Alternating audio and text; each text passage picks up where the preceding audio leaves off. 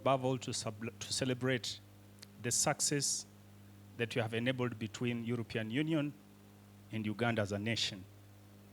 A lot of positive things have been done as a result of this cooperation, and we want to reflect as we also look at the things that we are going to do in future. We ask you to bless this event, let everything run well. And may we be able, my Father, to do well by the grace of your name. In Jesus' name, we believe and pray. In charge of diplomacy, invited guests, ladies and gentlemen, and of course, at most, our dear students. I want to take this honor this afternoon to welcome you to Cavendish University, Uganda. You may all be aware that we are having inside diplomacy and European Union Delegation to Uganda public lecture at Cavendish University, Siani campus. Just for those who may not know, this is one of the campuses of Cavendish University. And today, our deliberations will be aligned to the theme on the EU's foreign policy goals, ambitions, achievements, and prospects. We shall be reflecting on the 50 years of the EU-UGANDA Partnership. We would like to thank His Excellency for making a choice of this prestigious institution. It's a clear reflection that indeed Cavendish is one of the leading universities, not only in Uganda, East Africa, but Africa. Your Excellency, before we have official speeches, allow me to let you know that we have this, among this delegation, we have a number of ID chapters from Kampala International University, Victoria University. You can stand up for on behalf of your university in case you are there. Cavendish University, King Caesar University, Makerere University, and Uganda Christian University. We also have partners. We have CAS, who are giving us an audio game. We have Iraj Foundation. We have Diplomacy Ignited.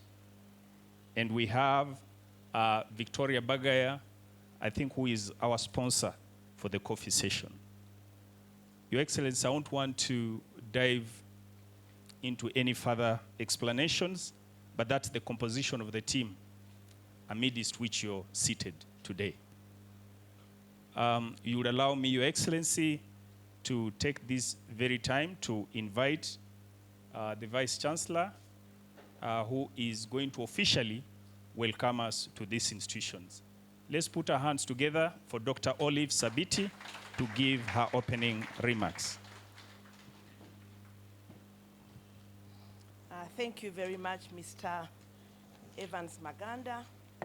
Your Excellency, Ambassador Jan Sadek, Head of the European Union Delegation to Uganda, the Deputy Head of Delegation, members of the European Union Delegation, officials from the Ministry of Foreign Affairs, the Executive Director, Cavendish University, Uganda, Mr. David Mutabanura, the Deputy Vice Chancellor, Cavendish University, Uganda, faculty members of the Faculty of Socio-Economic Sciences, invited guests, colleagues, students, ladies and gentlemen. Good afternoon. It's a delightful afternoon.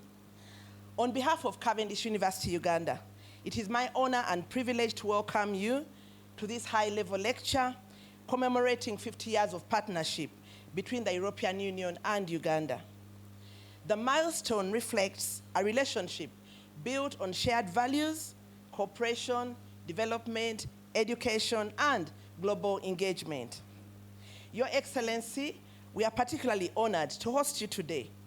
Your presence signifies the importance of dialogue between academia and diplomacy, between knowledge and policy, between today's scholars and tomorrow's leaders.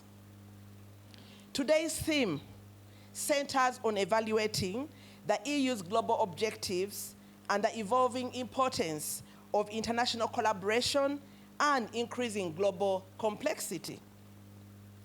Across the world, we are navigating complex challenges, shifting geopolitical dynamics, digital transformation, climate change, and the urgent need for inclusive development.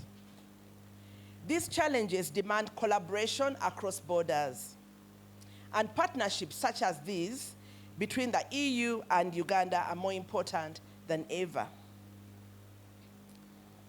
Cavendish University Uganda is part of a global academic ecosystem.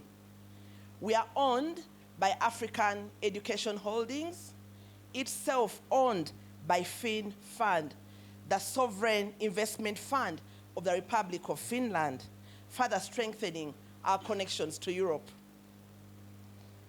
At Cavendish University Uganda, we therefore aim to shape global conversations by preparing students for employability, for entrepreneurship, and ethical leadership, values that closely align with the spirit of international cooperation. Our growing partnerships with institutions in Europe, such as Constructor University of Bremen, University of Erfurt, Seinäjoki University of Applied Sciences, University of Bremen, and the Stockholm Environment Institute demonstrate the value and impact of academic collaboration between Uganda and Europe. And actually, we also had a transformation leadership series, which were also pioneered by Cornerstone Foundation, which is founded by two Germans, a professor and a former member of the German parliament.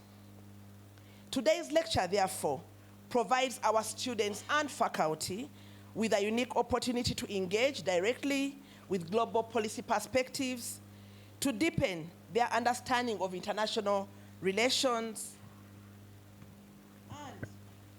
and to reflect on their future leaders in an increasingly interconnected world.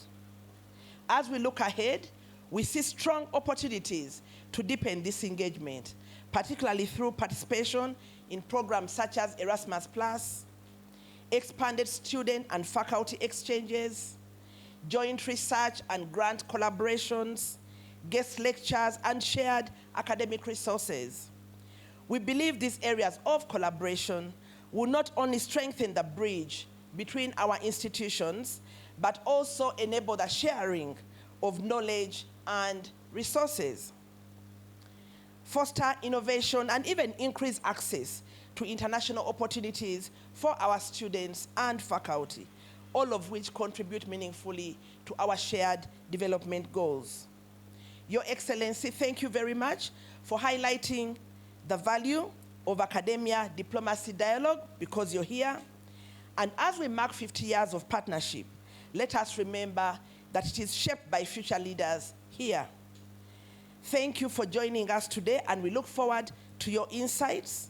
Ladies and gentlemen, please join me in welcoming His Excellency Ambassador Jan Sadek, Head of the European Union Delegation in Uganda.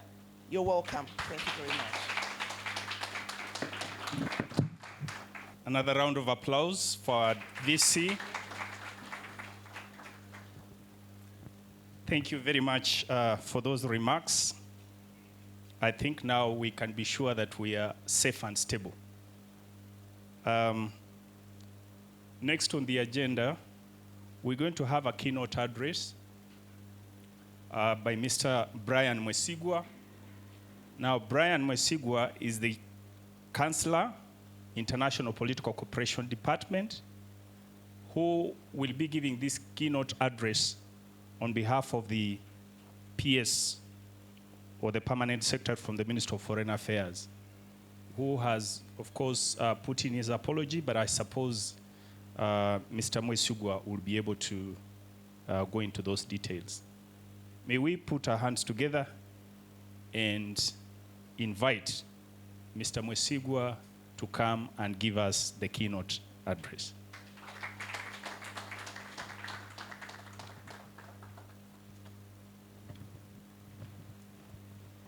Thank you, Mr. Moderator.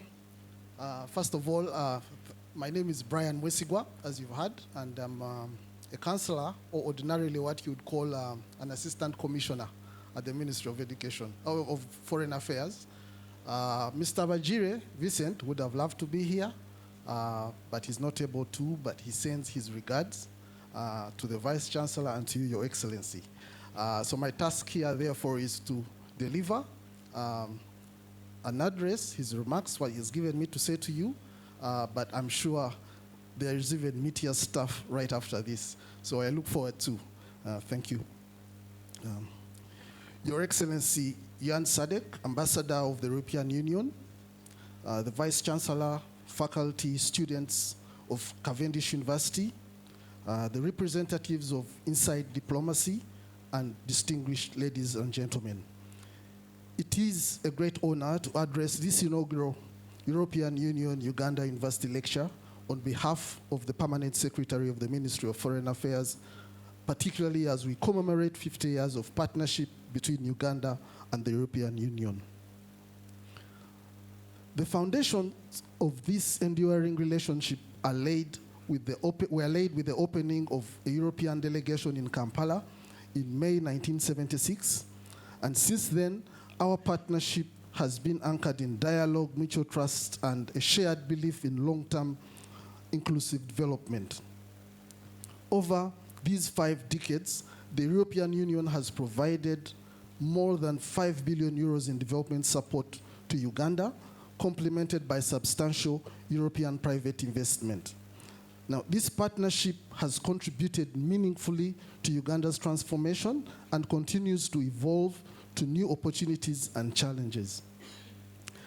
As His Excellency will attest, in the earlier years, our cooperation with the European Union focused on rebuilding infrastructure, promoting rural development, and expanding access to essential services. And these efforts helped to connect our communities, particularly as we came out of decades of unrest, but also improve our livelihoods. Today, our partnership has shifted towards sustainable growth and job creation with a strong emphasis on empowering our youth. And this, we believe, is rightly so, because as you might be aware, Uganda has one of the youngest populations in the whole world. And this demographic reality presents both a challenge and an extraordinary opportunity, the youth dividend. If properly harnessed, it can drive innovation, entrepreneurship, and economic transformation. And we are confident that our collaboration with the European Union increasingly reflects this and will be important in this way going forward. Ladies and gentlemen, we believe in government that investments in digital infrastructure, for example, are expanding our connectivity across the country, enabling young people such as you to access information, markets, and financial services. Similarly, support to agribusiness and micro-enterprises is creating opportunities for youth and women to participate meaningfully in the economy. These initiatives are not only improving livelihoods, but also laying the foundation for a more inclusive and resilient economy. Today, we are glad to note that the European Union has remained a vital partner for us in addressing our humanitarian needs as a country and as a region. As you also might be aware, Uganda hosts the largest refugee population in Africa, and this is a testament to our open door policy, but also our commitment to solidarity, Pan-Africanism. In this regard, the EU's humanitarian assistance has been crucial in supporting both refugees and host communities, while also strengthening our capacity to respond to natural disasters and health emergencies. Now, you might not know yet, but this is crucial for us as government, because we can only host refugees as long as the host communities are willing and able to host them. So it is important that we are able to look at both sides of this equation, and the EU in particular has been cognizant of this fact and have stood with us in supporting both the refugees and the host communities right across the country. We are grateful for that. Ladies and gentlemen, as we now look towards the future, our partnership, we believe, is entering a new phase. Uganda is making progress towards graduation from the least developed country category. This milestone reflects improvements in both human assets and economic resilience, and it signals our country's growing capacity to compete globally. However, graduation also presents some challenges, particularly in terms of trade preferences and market access. The European Union's continued support during this transition will be crucial for us to remain steady on this path. Mechanisms such as the Everything But Arms initiative and the generalized system of preferences provide important pathways to ensure that Uganda's exports remain competitive. We therefore must ensure that the transition as an opportunity remains for us to diversify our economy and reduce our dependence on a narrow range of commodities. For this reason, government has placed a very big importance on industrialization and the development of a robust manufacturing sector. Manufacturing has the potential to create jobs at scale, enhance value addition, and strengthen linkages across sectors. It is a pathway that has transformed many economies around the world, including in Europe, and this is one that we are determined to pursue. We therefore look forward to our continued partnership with the European Union as we consolidate some of the gains we have made in this regard, and also create an industrial base that is competitive, both regionally and internationally. At the continental level, the African Continental Free Trade Area offers a unique opportunity to expand intra-African trade, promote industrialization, and build competitive regional value chains. We also, in this regard, look to the European Union's own experience in regional integration as a source for inspiration and partnership on this journey. Again, since we're talking about the European Union, I will continue to say that the EU is not only a development partner, but also a key diplomatic actor on the global stage. And we would like to acknowledge the role they have played thus far, and I'm sure there's a lot they can play going forward in the waters we are trying to chart these days. But increasingly, a complex and multipolar world, the importance of multilateralism and a rules-based international order cannot be overstated. The EU has, as I've just said, consistently been a strong supporter of these principles, working closely with partners around the world, including Uganda. But again, beyond Uganda, at the continental level again, Africa and Europe have been partners, and this partnership has grown into a comprehensive political, economic, and security alliance. Together, the AU and the EU share a responsibility to promote peace, stability, climate action, and sustainable development. With Africa and Europe representing a significant portion of United Nations membership, our collective voice has the power to shape a more just and inclusive global order. We also see great potential for deeper cooperation in advancing Africa's representation in global governance institutions, particularly financial, but also at the UN Security Council. Africa has been advocating for 2 permanent seats at the UN Security Council, and we hope the EU will work with us on this journey as well. But yes, you can clap for that, yes. But finally, let me come to the young people here today. It's good and refreshing to be in the midst of so many young faces. It's decades since I was last in such an environment, but it's good to see the hope and the zeal and the eagerness in your faces. But you are the future.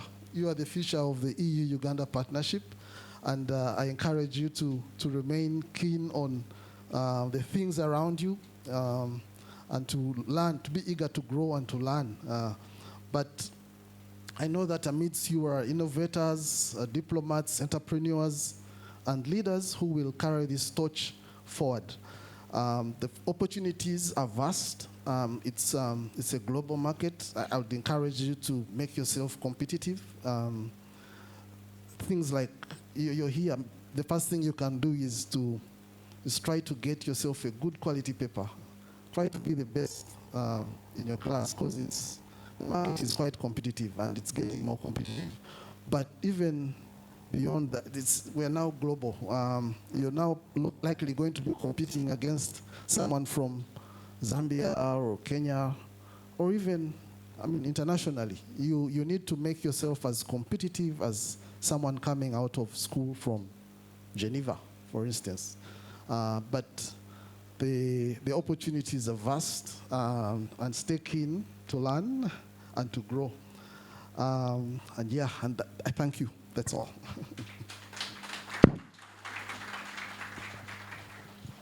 But just before we go to our panel discussion, it would be unbefitting not to recognize the efforts of inside diplomacy. And for that matter, I want to recognize Mr. Oji Carlos. Yeah, you can stand up, please. It's okay. Yeah, he's been doing a lot of work behind the scenes to make this event what it is.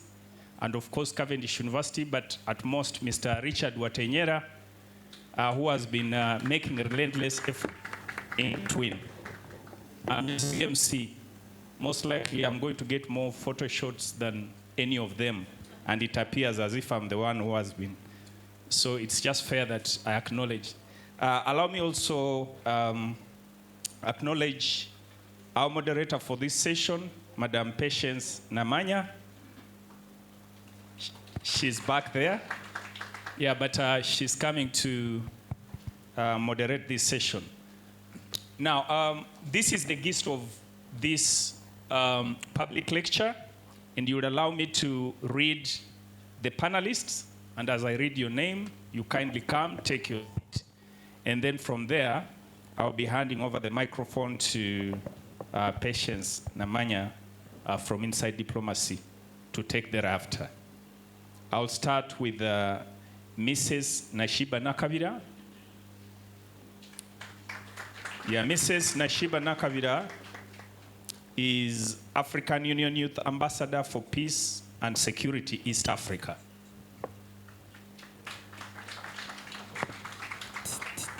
So don't judge her by age and size. She's a very instrumental person. She's an ambassador of her own kind. You'll take this seat on the very end. Next, we have Dr. Jemba Michael. Dr. Jemba Michael is the board chair, European Union Youth, Sounding Board, Uganda. Thank you. Now, finally, we're going to have His Excellency, and maybe in the African way, you can just stand up as he comes over.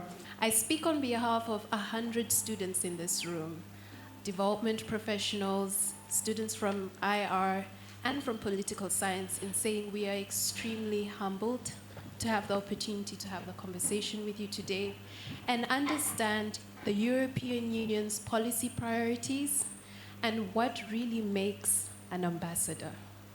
And to start off our session today, I want to also make it clear to the audience that we're going to have a conversation on the stage, but please know that we're not excluding you, okay? We'll open up the conversation after a while, and we hope that you'll be paying close attention to give more questions to the ambassador, who has taken an afternoon off to spend with the team from Cavendish University. I think we should, clap for that. Yeah.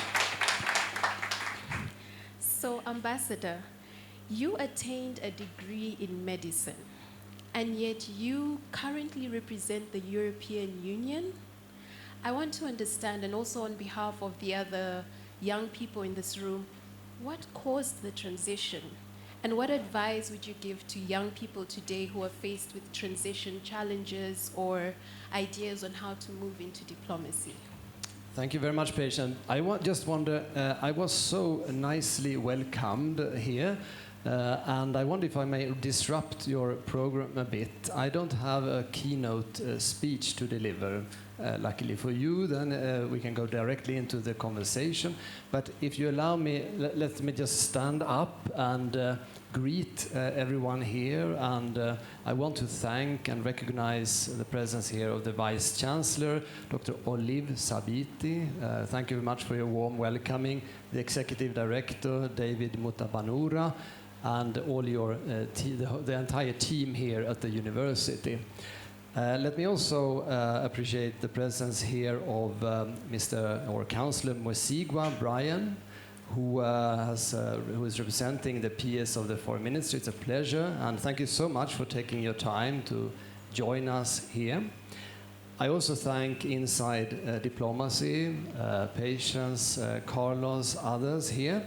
And of course, Dr. Jemba Michael from our Youth Sounding Board, and Ms. Nashiba Nakabira from the African Union, who is the African Union Youth Ambassador for Peace.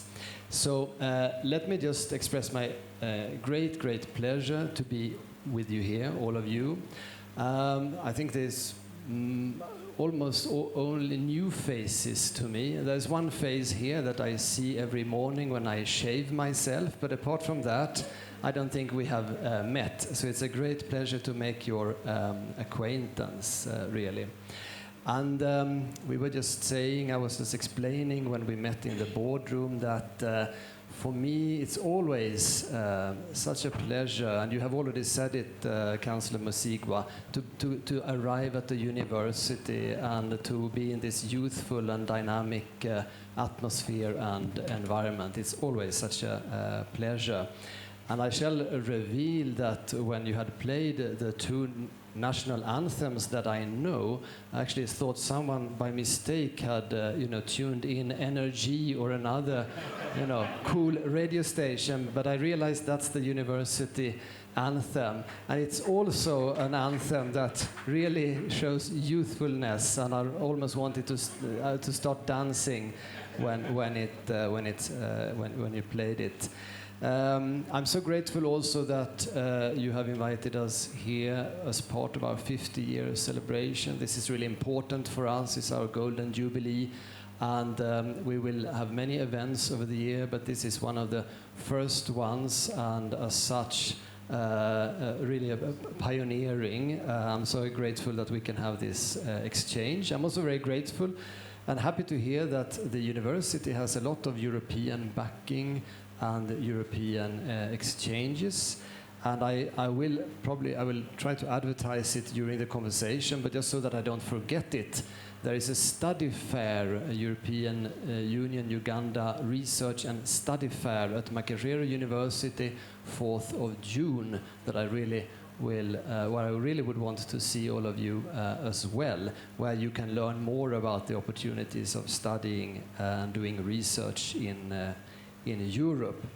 So with that, I'm sorry for disrupting the whole the entire schedule, but I just felt I also warmly welcome that I wanted to reciprocate. Thanks a lot. And now I will go back, perhaps, although I sit next to someone who is also in the medical profession, but who I see very less often on the operation table, luckily, and more often in these public events and so on. So I guess others are also, ambivalent between medicine and other things. And for me, when I was around 20, I really didn't know what I wanted to do with my life. I had invested in high grades at high school, so I could choose any kind of university education. And I hesitated between medicine, economy, law, and engineering, so very vast field. And in the end, because my father was a surgeon and my mother a nurse, it seemed sort of natural to go into medicine. And I also had an idealistic sort of side, I think I have it still, where I wanted to be sort of useful, you know, and work for the society. So medicine seemed great, and my father had been very, very happy with his profession. So I embarked on medical school, but never really felt that it grabbed me enough. And then I had the opportunity, you know, I normally say that I'm here because of three things mainly. It's the Swedish military service. I grew up in Sweden, where there was a compulsory military service, and the war in Bosnia-Herzegovina, and a switchboard operator. Let me just quickly tell you what I mean. So I took a break on my medical studies, did my military service, where I learned Russian. We have a Russian or a defense language institute in Sweden. Russia has always been the great enemy, and we need to know what they are talking about. So I studied Russian.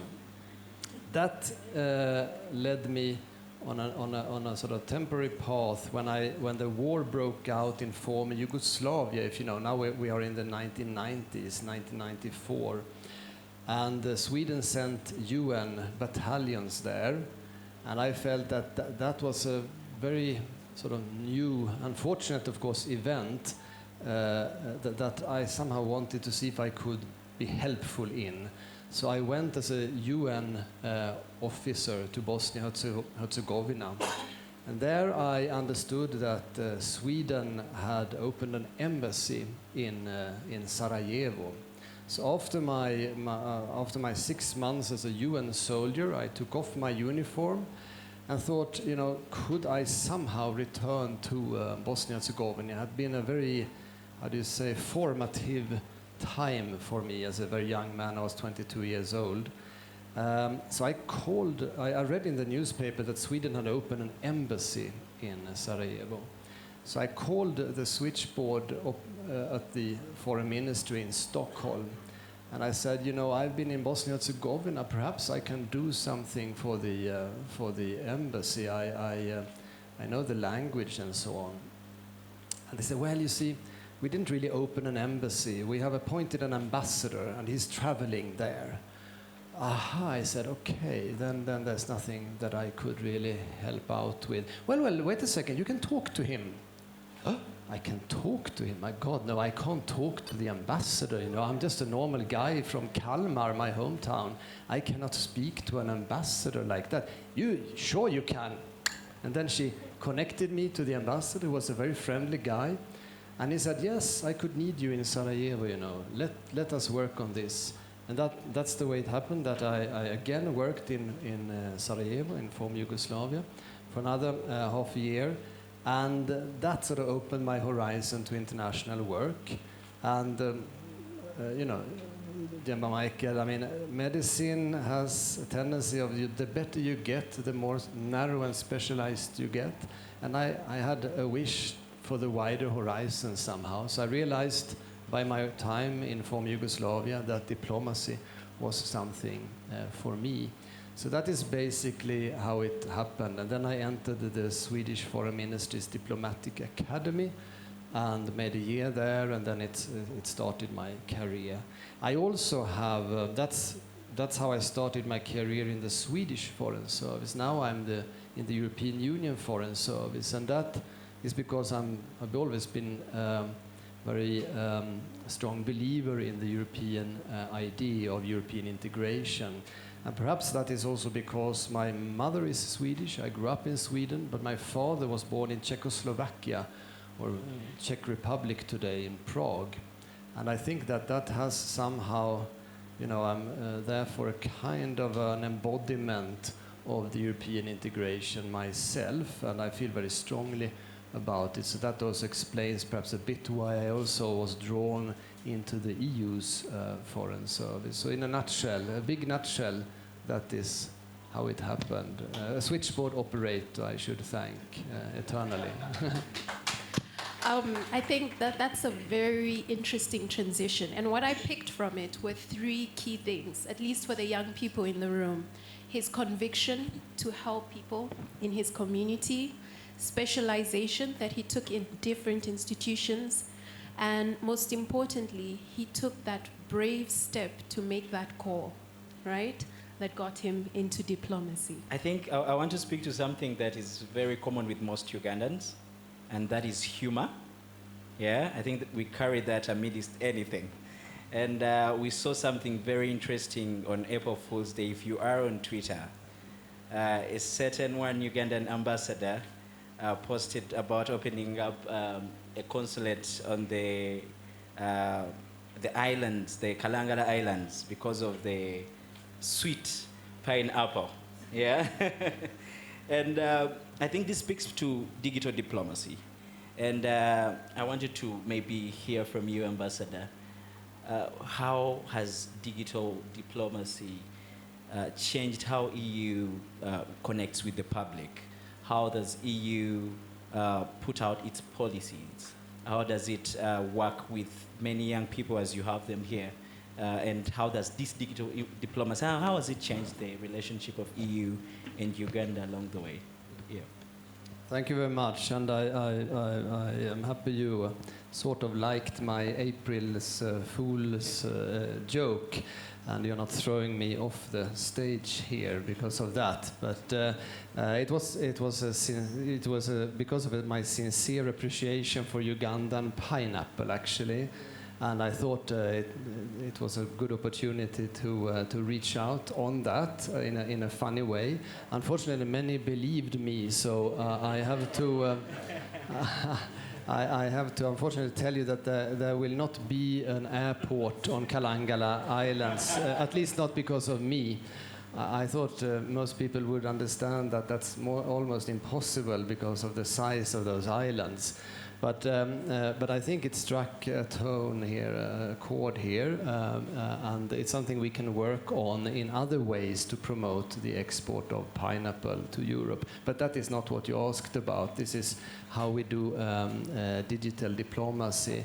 I think when I started in diplomacy, this did not exist. Social media and so on did not exist, and the maximum we worked with press releases or trying to get an op-ed into a newspaper and so on. So it was a bit difficult to reach out.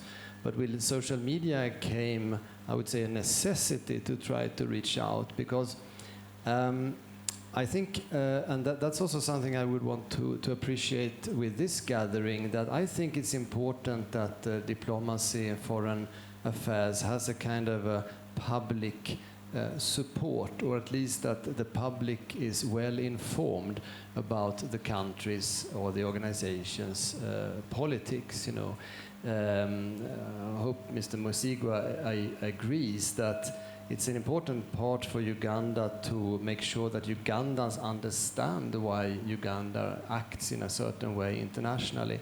And I do believe that the government is actually doing a lot about it. Uganda has the chairmanship of the non-aligned movement.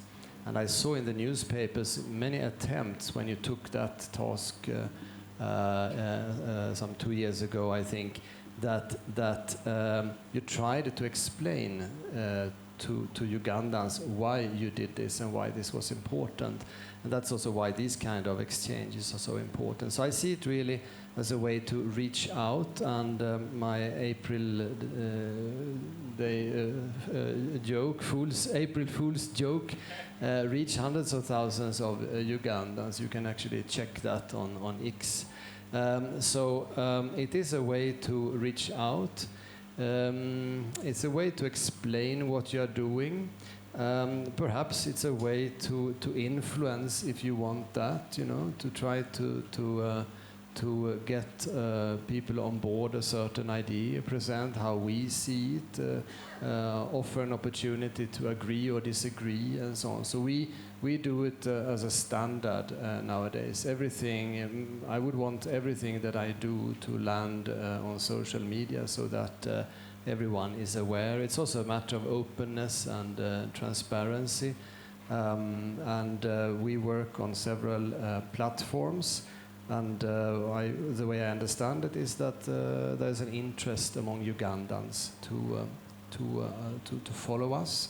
We do complement it, of course, with the normal, let's say, media diplomacy in newspapers, events like this, like public diplomacy, and of course, not the least, the classical diplomacy, which takes place mainly behind the scenes at the foreign ministry or between diplomats, or as we do it in the EU group with our EU coordination. So for me, it's now a very natural and almost essential part of what we do. I hope that was what you had in mind.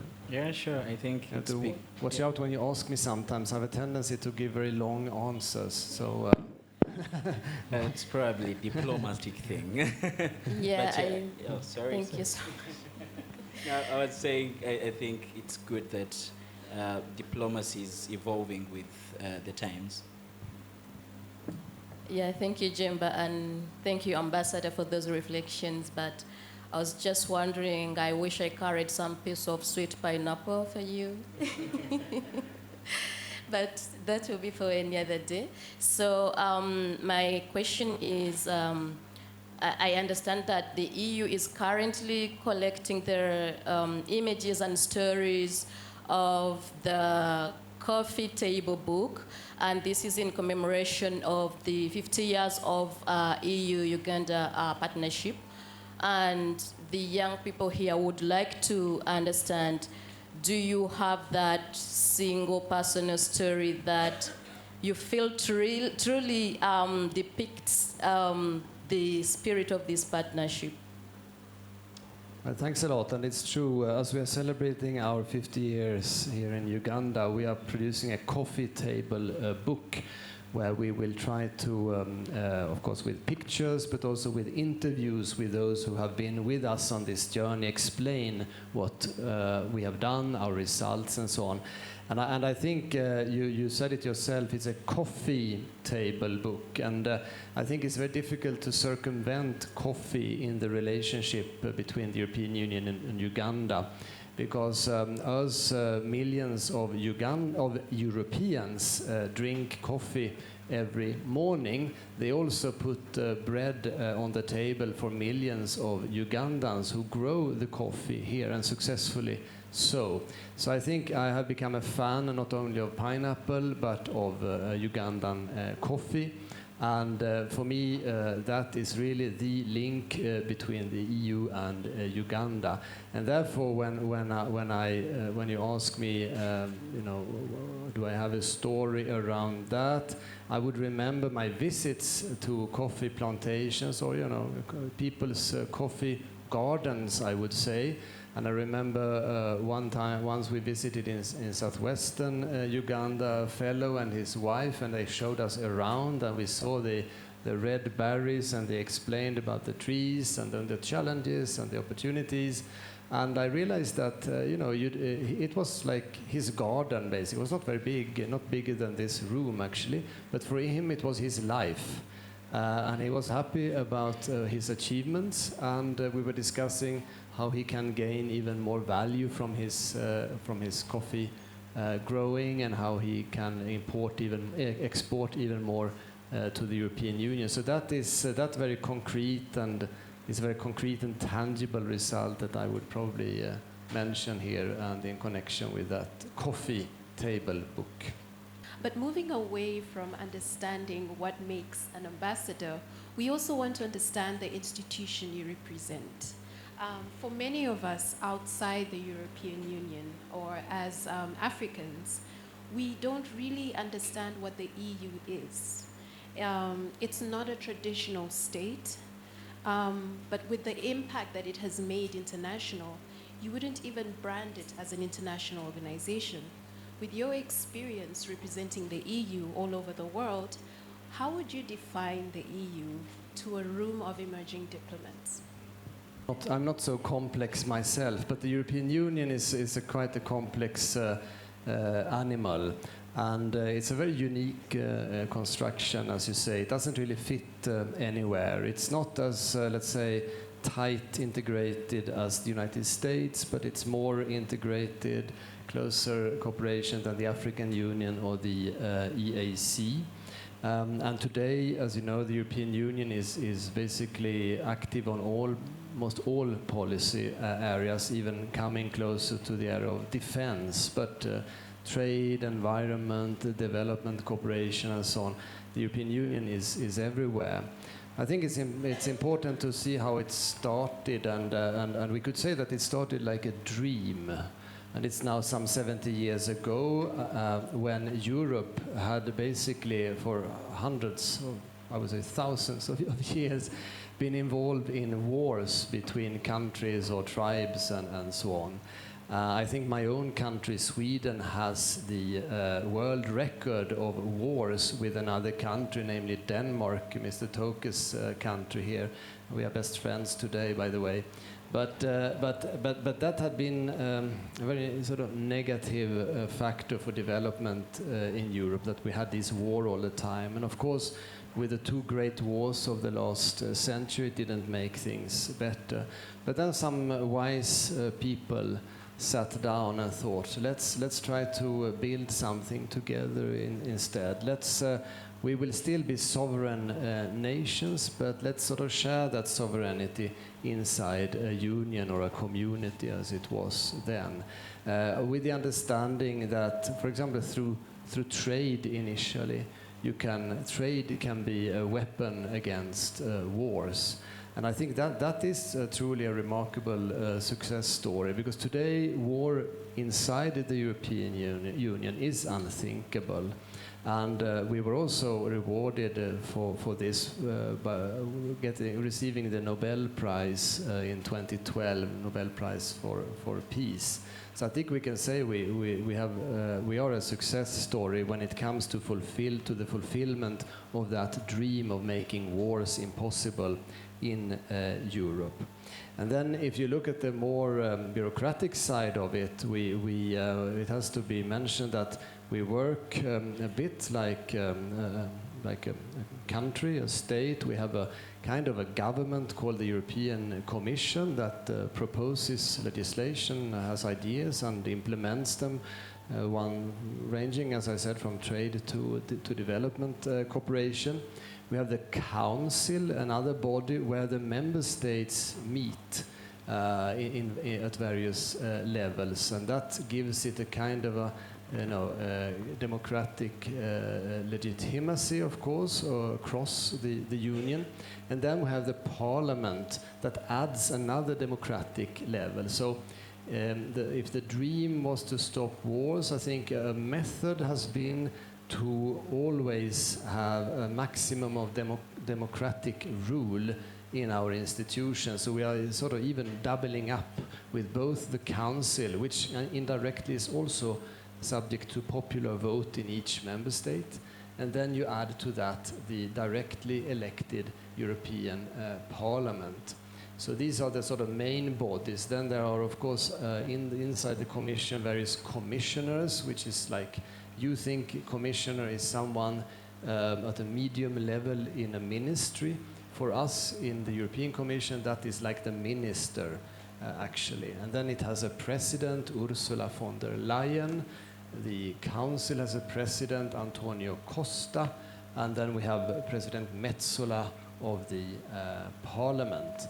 And I must say, also that these are quite serious and impressive figures. So that's also an achievement, that we have a good leadership. If I look across the globe now, I think I can be very proud of our leaders. They are serious people who really wants what is the best for Europe, and I would say also outside of Europe. So that's a little bit about the construction. I and we, Guillaume here, my deputy, and Toke, Rachel, and Hilda, and others, we are part of what was formed in 2009, the Common Foreign Policy.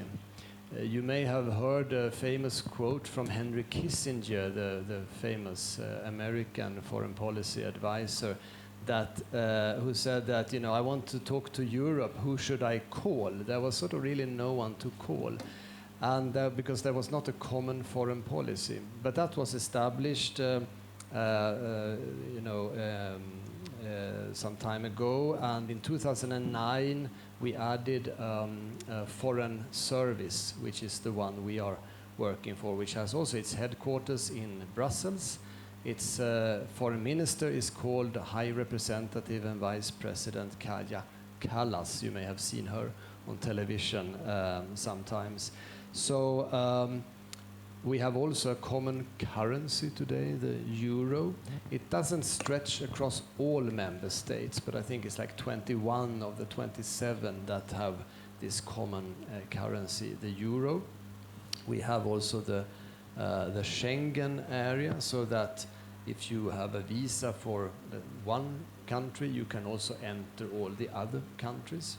And then something that most people in Europe really appreciate, it's one of the small things, is that when you travel from one European country to the other, you can actually call from your mobile phone without releasing any extra costs. That's something that I think I've even told the president here that you should start with that in the EAC. I think it's quite inexpensive still, but it should be really the same cost to call from each and every country. So there are many small things, many big things, but in brief, this is what the European Union is today, based on a dream, based on democracy, and with now activities, policy areas that stretches from really one side of the spectrum to the other. Thank you so much, Ambassador. And that's really amazing history of how the EU is created. I think I'll speak to some of the things that we see from the outside. From the outside, we look at the EU and it appears to be politically divided. We are seeing multiple disagreements between member states, and we're seeing movements that arise that we think are not on the initial kind of the European integration. How resilient is this European project as of today? But it's true, there are many challenges to European integration, and I think many of them are based on the fact that we have a very long history, each country. Hundreds of years of sort of independent history, and now we are supposed to team up inside Europe. So of course there are disagreements between countries, and there are obviously also disagreements inside countries, and there's right now a kind of a wave of right-wing populism, I would say, which unfortunately carries with it also a skepticism about European integration itself, not only on particular substance areas. So this is really a challenge.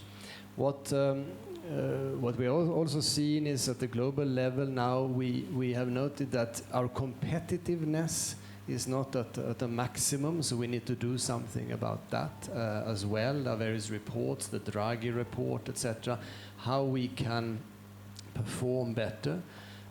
We can do better on our single market and with financial regulations and so on. There's also now, because of the war, the Russian aggression war in Ukraine, a big discussion about defense of Europe, security and so on, the spending and all of that.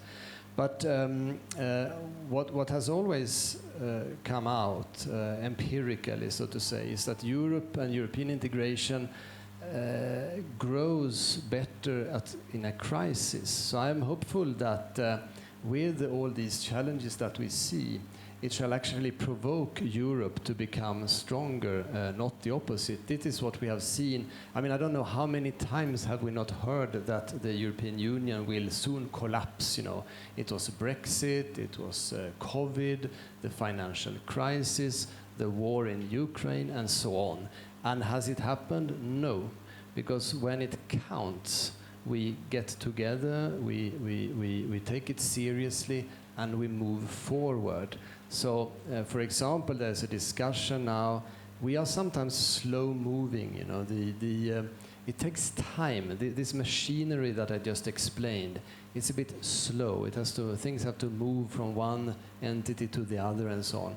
And now they are discussing whether we could sort of have a Europe that moves at different paces, so sort of multi-pace, two-track Europe.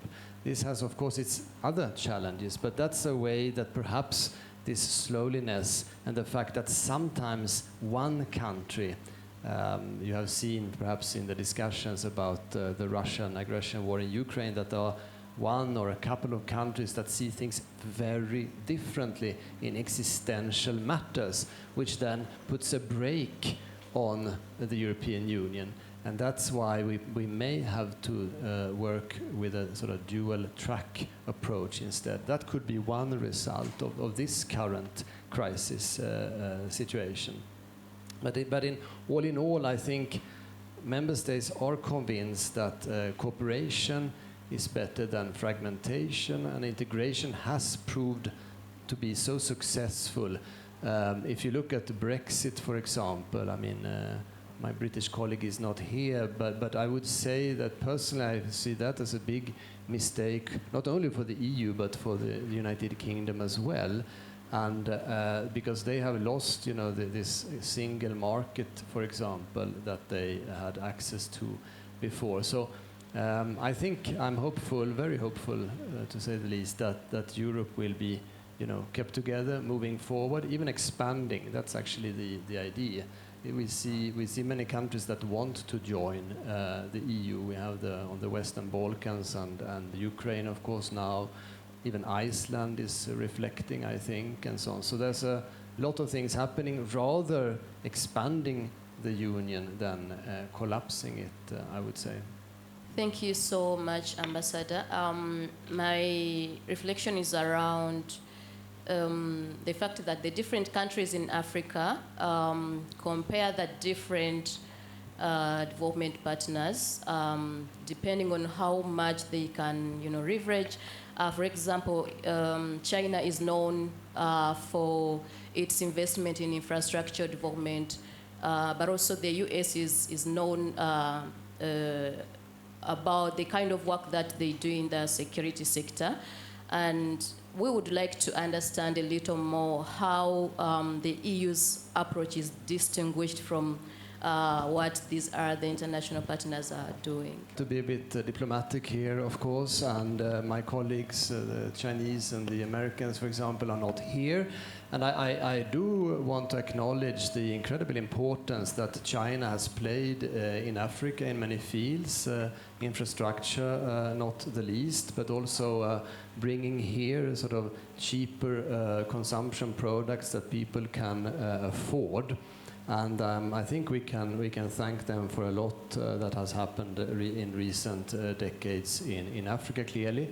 And also the Americans have contributed a lot. In Uganda, for example, in the health sector, they have done an incredible job, a very generous approach with all the antiretrovirals and many, many other things that they have provided and hopefully shall continue to provide. I would point to the fact that so far the European Union is the biggest investor in Africa.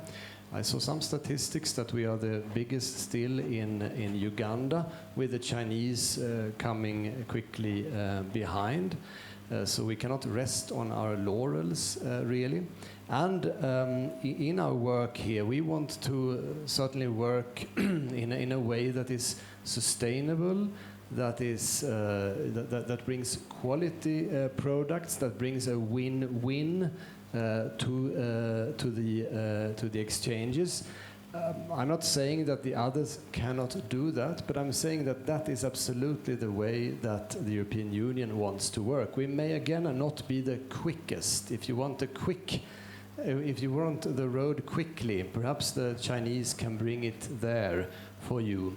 But if you want a road that is built with quality and sustainability, then you can call on the European Union for sure. And I can take the Atiak, Laropi, call on us. I don't know how to do it myself, but there will be companies that can do this. For example, a German company is doing the Atjak-Laropi road currently, and I've been told that it's supposed to be the best road in the country. And we are hopeful that our method of working, which is again based on this win-win situation, we are not bringing, too much of European workers here, European how do you say, raw materials to construction material. We try to use then the Ugandans ones, and we want to stay here for a long time. It's a long investment. As an example, I can take the Chiranalubale hydropower plant that we have offered to renovate that. And then we work in a combination of grants and loans. So we have a 30 million euro grant, that's quite a lot of money, to make available a loan for 130 million euros. That does not work like a normal loan where you can be heavily indebted and so on. This is a kind of a cheap loan that Uganda will be able to manage. So we're also trying to make sure that we do not put Uganda in a difficult situation in the long run. And also, we don't want to work in a disruptive way, in a surprising way. We don't bring in a trade agreement and then we cancel it the other day. We want to be predictable and reliable. So there are some things that we stand for. I would be happy if the others also stood for that, but we have seen examples that is not always the case.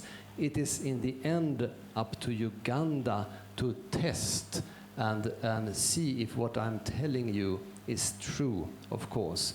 But that's what I want to believe.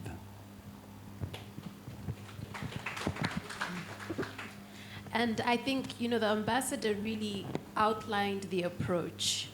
They are looking at investing in development in Uganda that boosts trade through roads, through the hydropower plant, but most importantly, ensuring it's sustainable and meets the needs of Ugandans. And I think that's an amazing way to put the EU approach in Uganda.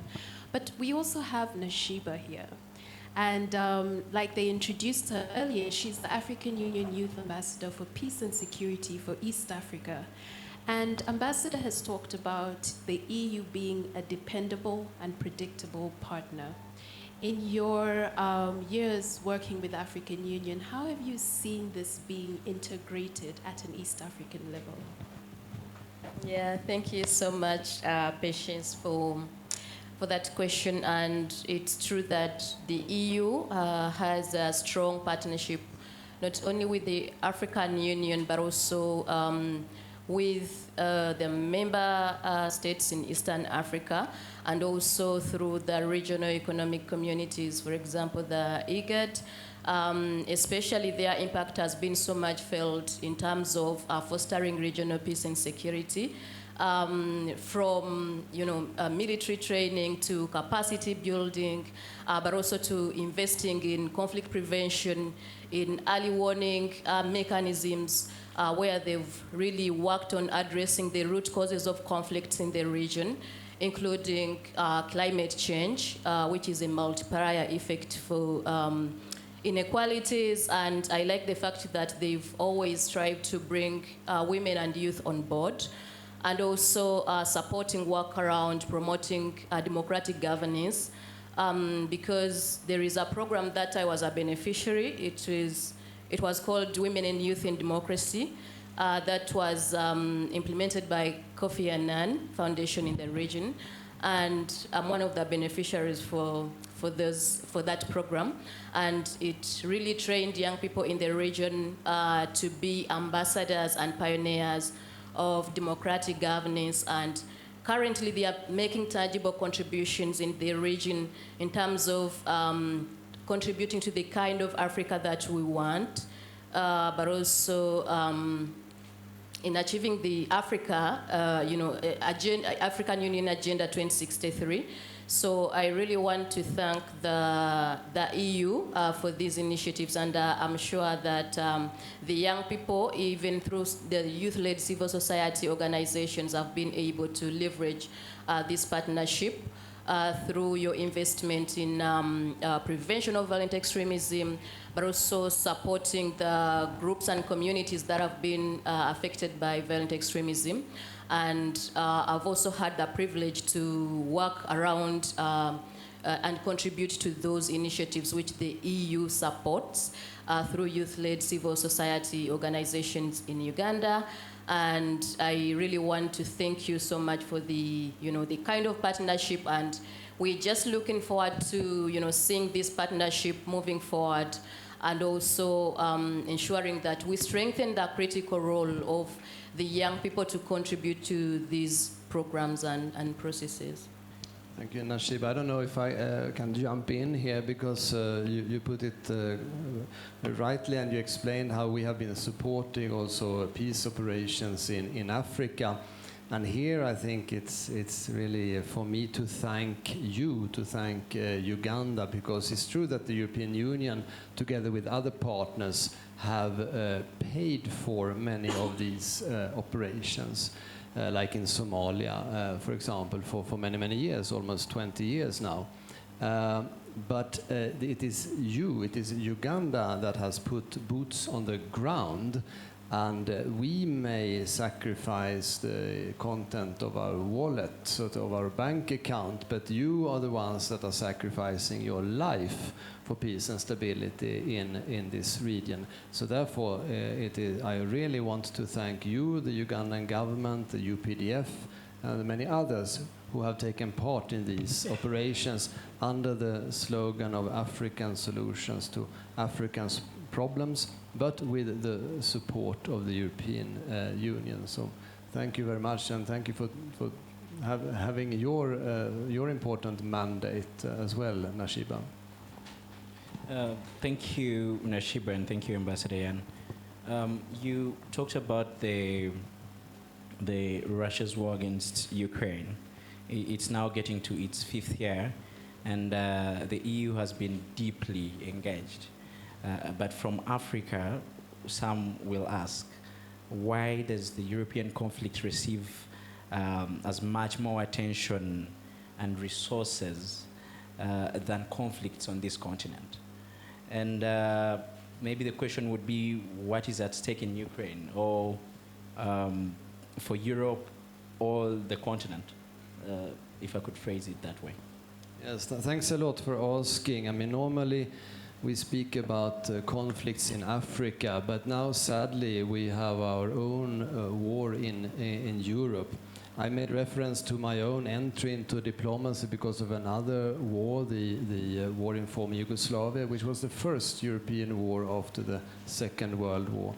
But this is of a different magnitude. It's basically a former superpower attacking another country, violating everything from international law to national sovereignty and international borders, and you name it, in a very, very cruel manner, and it is totally unnecessary. It is built on the Russian colonial mindset, you know.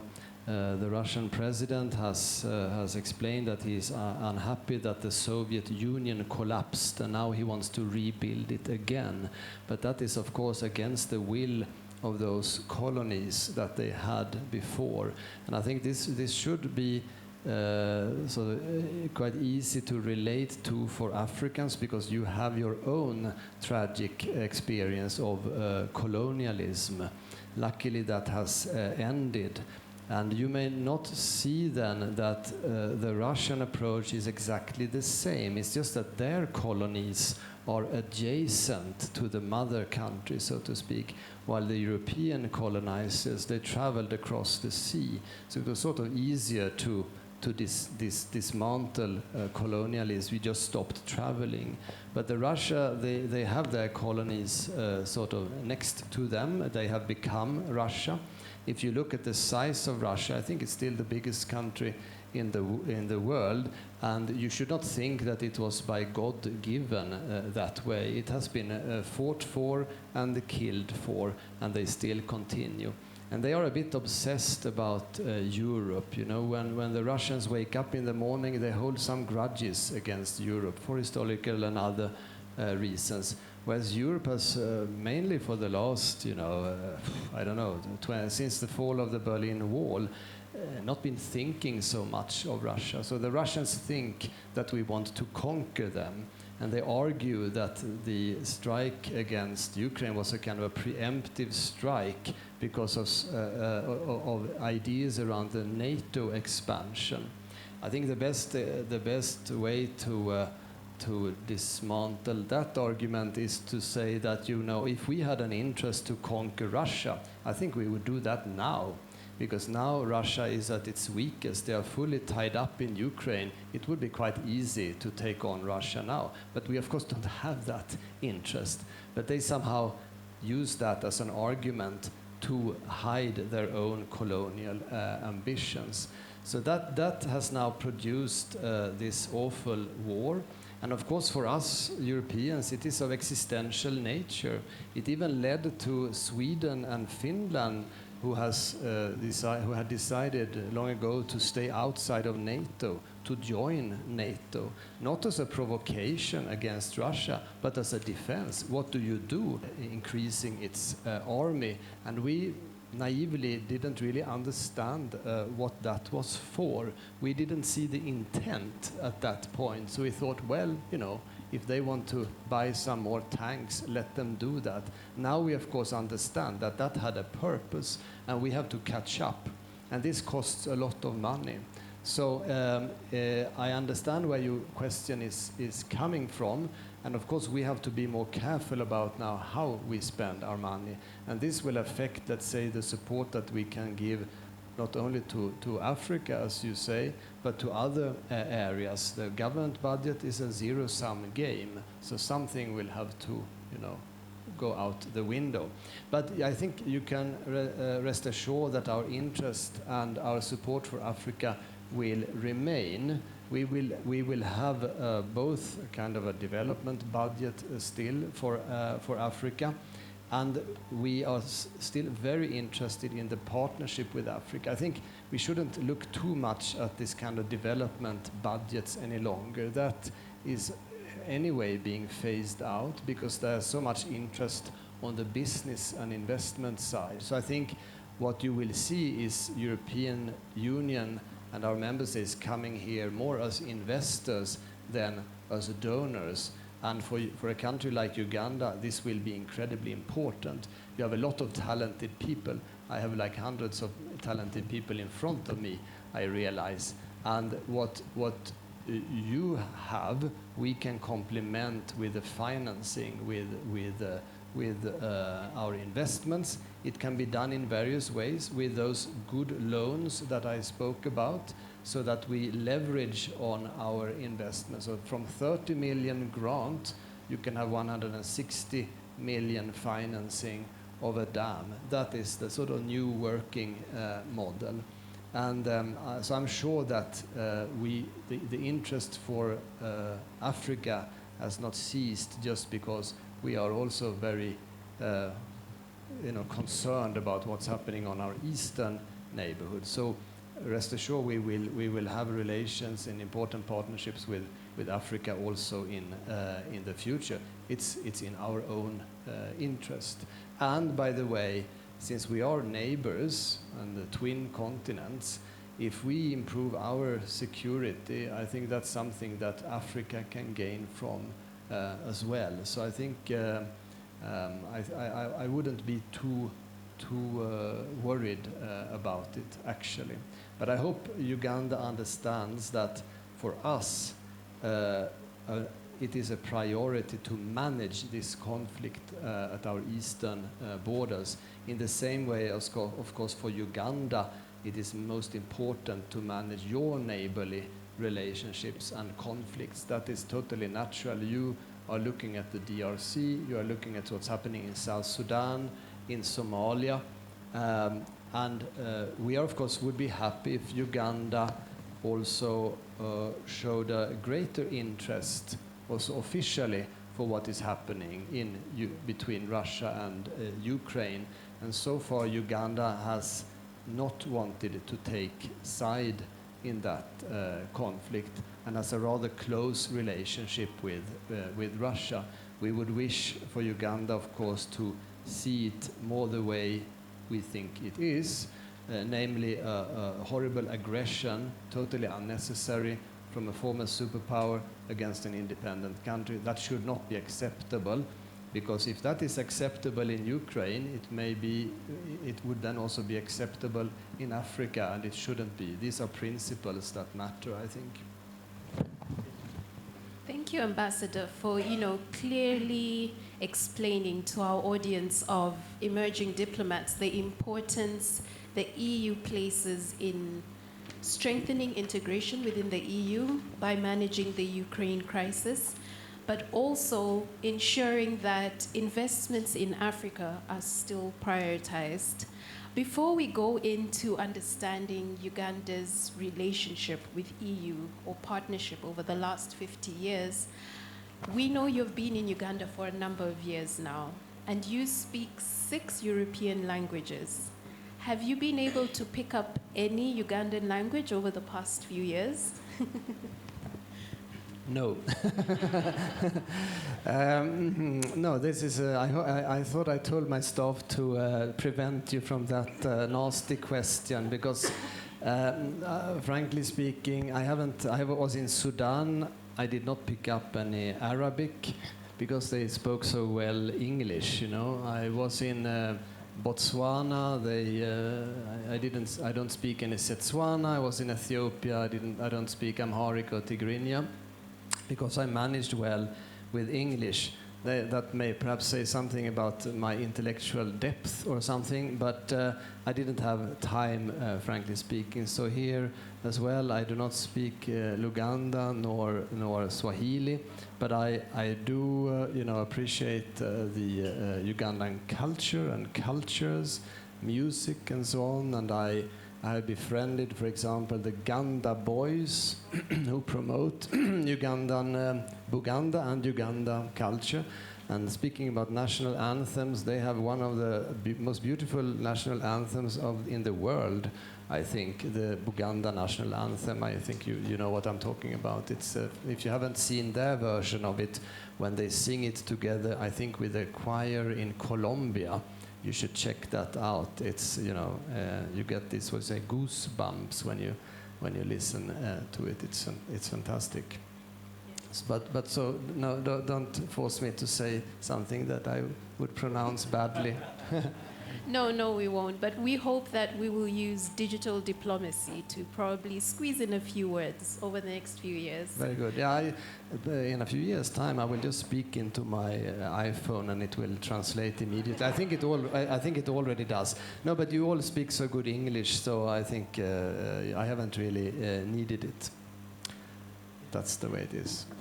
I thought I would make him say pineapple in Uganda. That's ananasi, I think. Ananasi. There we go. There we go. Webalenios, thank you, I think. Or.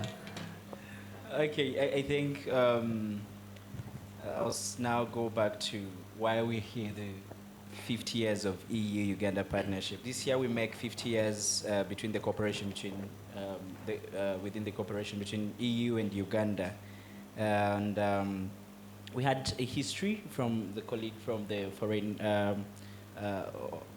Affairs Office, and I would want to know how would you describe this evolution of the partnership between EU and Uganda, and what does it mean in real terms, especially for the Ugandan people? Yeah. Well, first of all, I think Councillor Musigwa, I think he left now, but he said it very well. I was very flattered and honored by his speech about our partnership. I will want to have that in writing as well to study. So I think I can only subscribe to what he said. But it's of course what has developed is a very rich partnership. No wonder, because 50 years is after all 50 years. It has made a kind of a journey, I think, from mainly sort of donor-recipient relationship more to a true and equal partnership. That's very important to see. In the past, we mainly were here when we started. We were involved in infrastructure, building roads and bridges. For example, perhaps not many know that the Northern Bypass is actually a European investment or a grant. So every time you rush down the Northern Bypass, you can give us a thought in the European Union. And also other roads, and as I said, we are still doing that with Atjak-Laropi Road. We helped the northern Uganda to come out after come back again after the conflict with LRA. When I travel the country, I sometimes see very rusty signs outside national parks that the European Union sort of set up this national park. So we have been involved in that, and I think many other such areas. But today we are more looking into things like the business and investment trade. We are trying to support that, supporting more export from Uganda, which I think I must say with some pride we have succeeded very well on that, because the Ugandan export to Europe is now about 1.5 billion US dollars, to compare with the European export of about 700-800 million. So you see that Uganda even now has a trade surplus with the European Union, which is something it does not have with many other trade partners. So I'm very happy about that.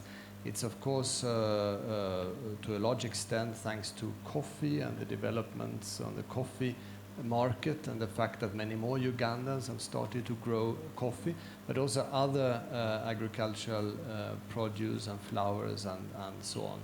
And I think when we look ahead, these areas are still important, but we also want to go into other areas, critical raw materials, manufacturing and so on, trying to add as much value as possible inside Uganda, which is also the government's and the Uganda's interest. Over the years, we have also supported the Uganda's very generous refugee policy. You have this progressive open door policy, and I think we have spent humanitarian funding of about 400 million euros the last 7-8 years, I think. And we have added to that some development funding as well. So this is an area where we think that Uganda is doing a great job as a regional shock absorber, receiving refugees from the DRC, from South Sudan and other places. And this is something we want to support. All in all, I think over the 50 years we have tried to count that on our side, from the EU delegation, from the EU's budget, we have spent some 5 billion euros in Uganda, and that is complemented by 5 billion euros of investments from our member states. So I think it is indeed a productive relationship. And of course, it's also a relationship where we conduct dialogue with the government and other stakeholders here. And I think it's equally productive. And of course, we don't agree about everything. We sometimes, have concern around human rights, democracy, and so on in Uganda. But we don't shy away from that on either side. So we sit down and talk, and we feel that we are listened to, and we can make our point. And this is all good, I think. So you cannot expect a relationship to be all, sort of surfing into the sunset somehow together. But there are always some issues, but we manage those, I believe. So we are very happy now that we are able to celebrate all these achievements. And as I said, we are in the process of trying to make an inventory, to travel the country, take photos, talk to people. So I will be better prepared when next time you ask me, when we have that coffee table book, to really understand everything that we have achieved together. This year we will also celebrate our Europe Day in a grand fashion. We will have the study fair also under the 50-year umbrella in the beginning of June.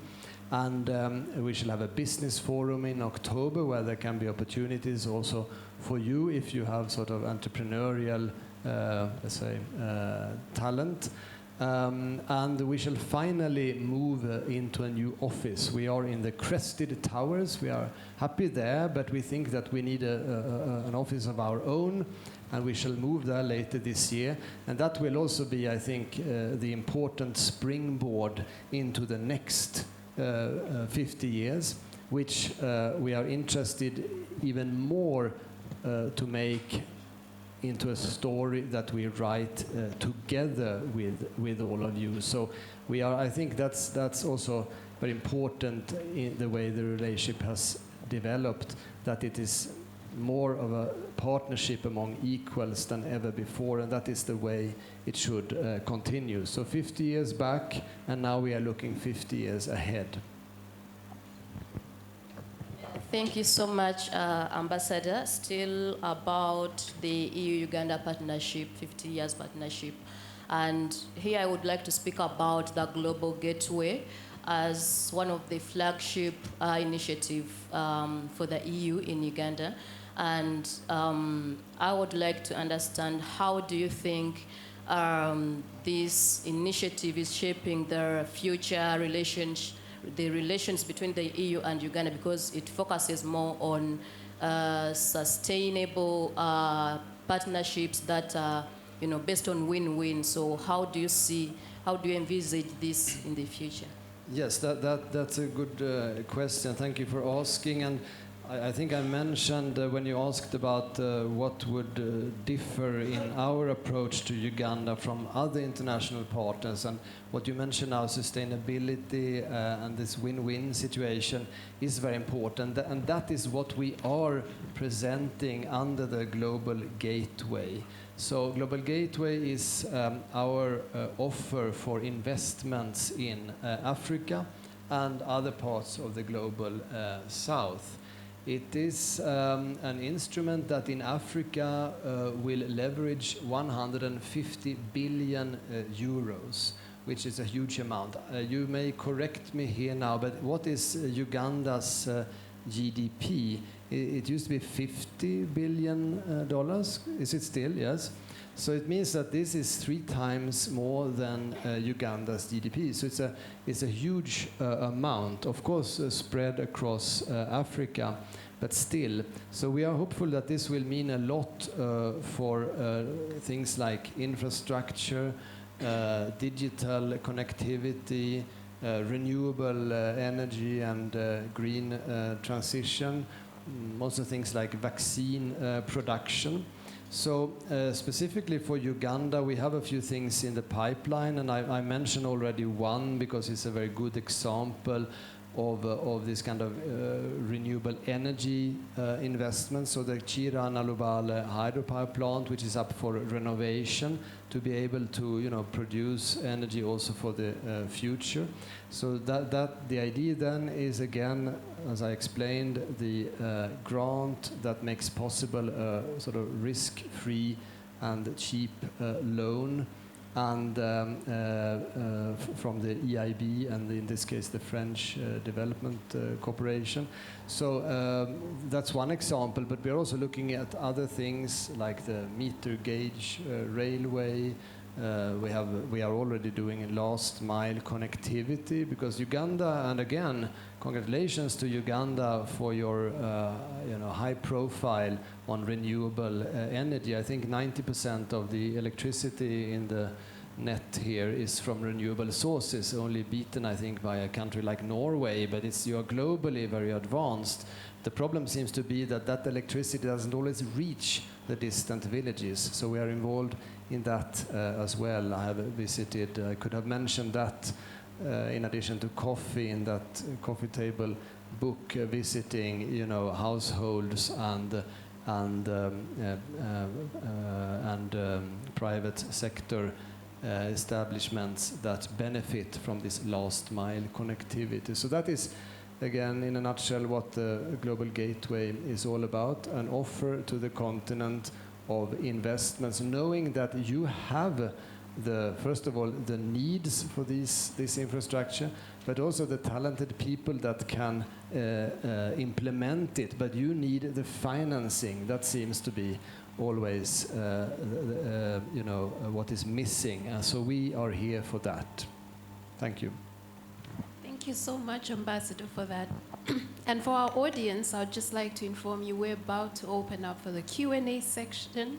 So please make sure that your questions are written down. We do have some inside diplomacy staff in the audience who will be facilitating that session.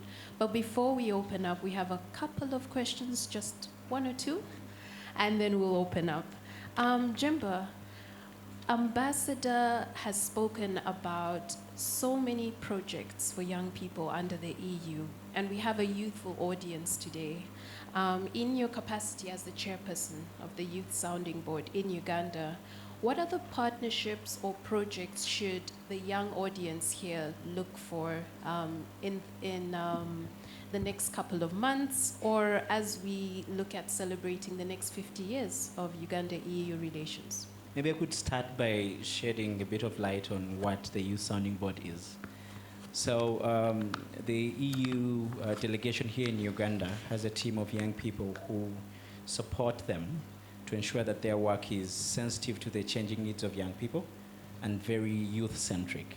As we know, Uganda has a very young population. 78 of who we are young people below the age of 30.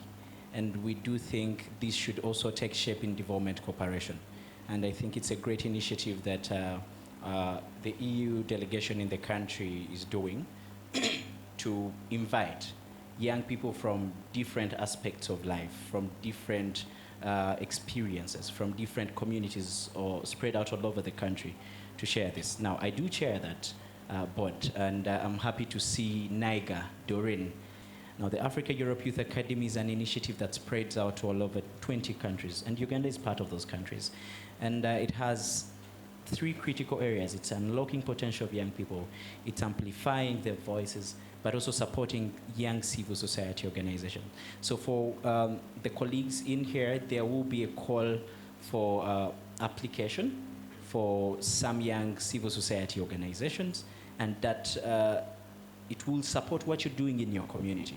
Now, it is amplifying, it is pushing what you have as an idea. And I think Ambassador reiterated to the thing of African solutions to African problems. And I think for development cooperation to take such shape, I think it is critical and very necessary.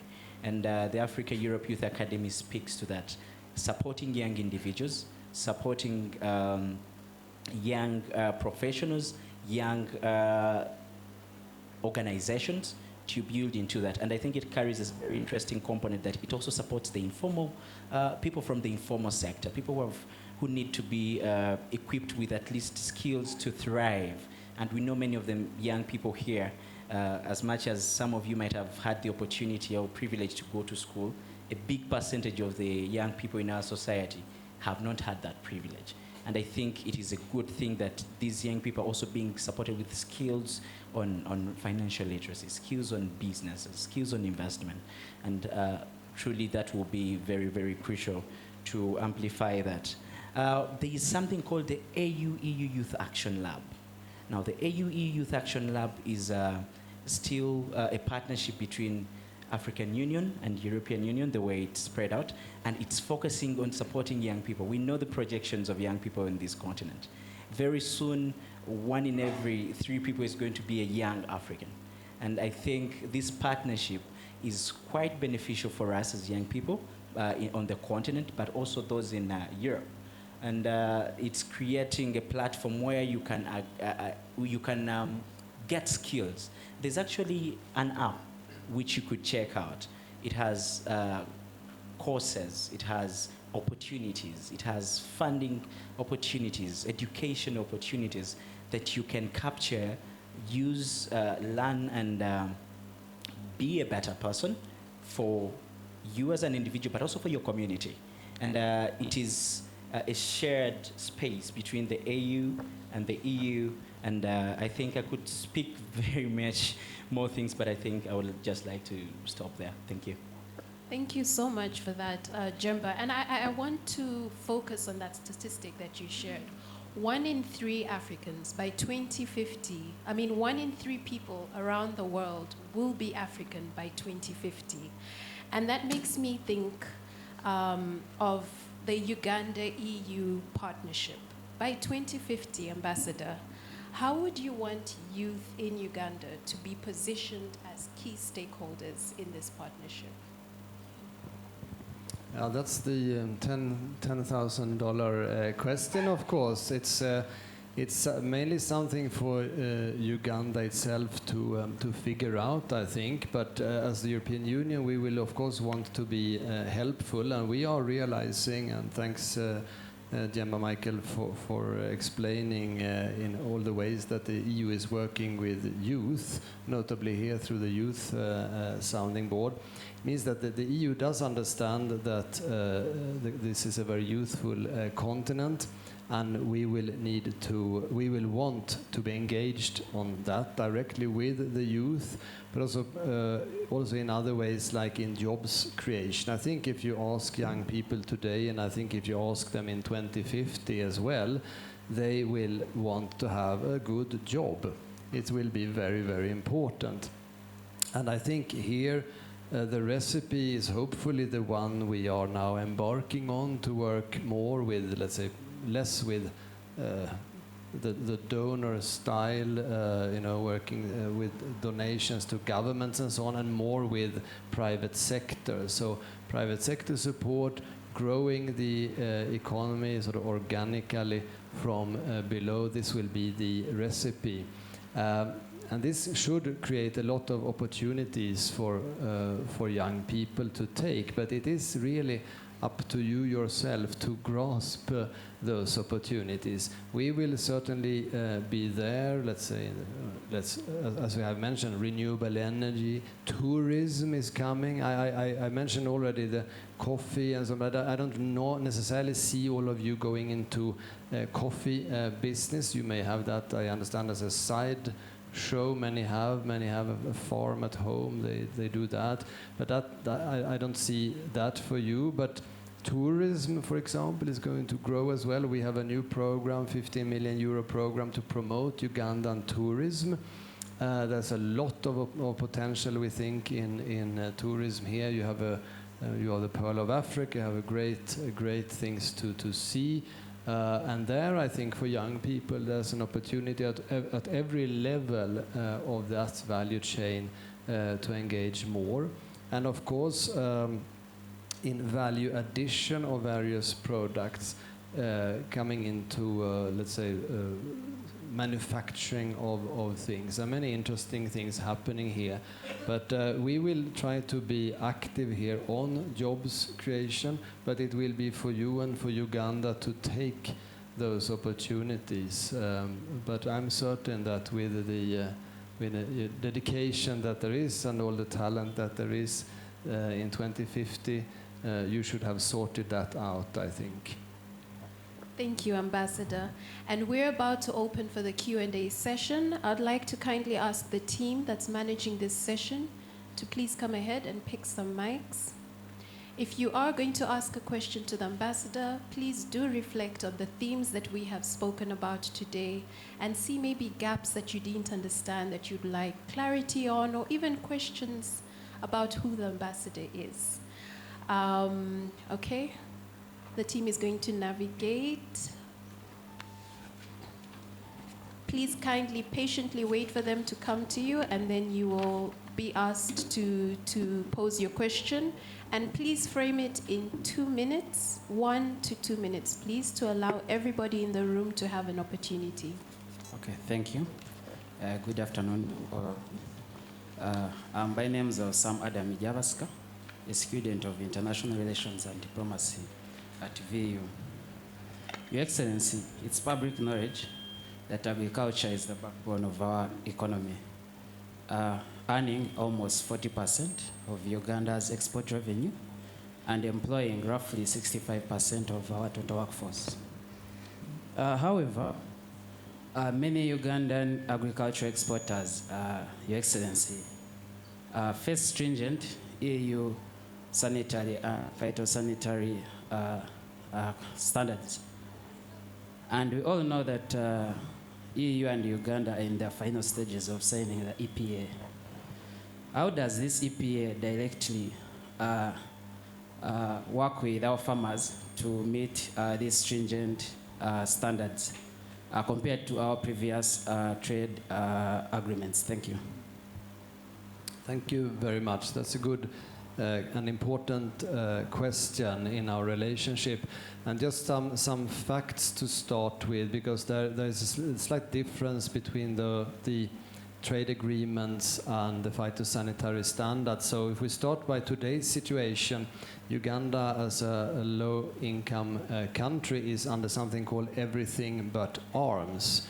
It means that Uganda can export to the EU everything but arms. So you can export coffee, cars, chairs, whatever, as long as you don't export a Kalashnikov or an armed, or a landmine, So it's quite easy. You can export everything, no tariffs.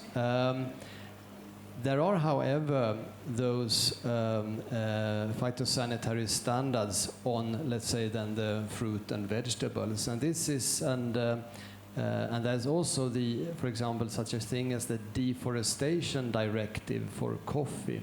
So it means that the European market is regulated in some ways, and it's all to protect consumers. The European consumers would want good products. They want an orange that looks exactly like an orange that has been grown in a particular and safe manner. So you have to fulfill those obligations. The coffee, for example, cannot have been grown in areas where you have chopped down trees, because we want to protect the forests. The European consumers, as I said, they drink their coffee in the morning. They want to be able to do that with a good conscience, knowing that by drinking this coffee, they have not caused deforestation and thereby climate change. So it's all quite logical. But I do understand that for the coffee farmer, this may be seen as a bit penalistic and strange and so on. So it is in our interest to explain this to the Ugandan producers, and we are doing that. We are also launching a sanitary and phytosanitary program that will even more try to explain and make it easier to meet those standards. So we cannot remove the standards, but we can explain them and make it easier to meet them. We are, for example, going to build a cooled warehouse by the airport, so that perhaps in the future my favorite pineapple and the avocado can easier get to the European Union in that nice shape that it has here. I'm not sort of joking with my joke. I am quite serious that if your pineapple, what you know as a pineapple, if it comes from Luero, I think I was told, have very good pineapple. If you could bring that to the tables in Europe, I am certain that you would double the pineapple market in Europe, because what we eat today, what we call pineapple today, is not sort of what you would recognize as a pineapple. It's a quite grayish style thing that doesn't taste much, whereas you have this sweetness of your pineapple.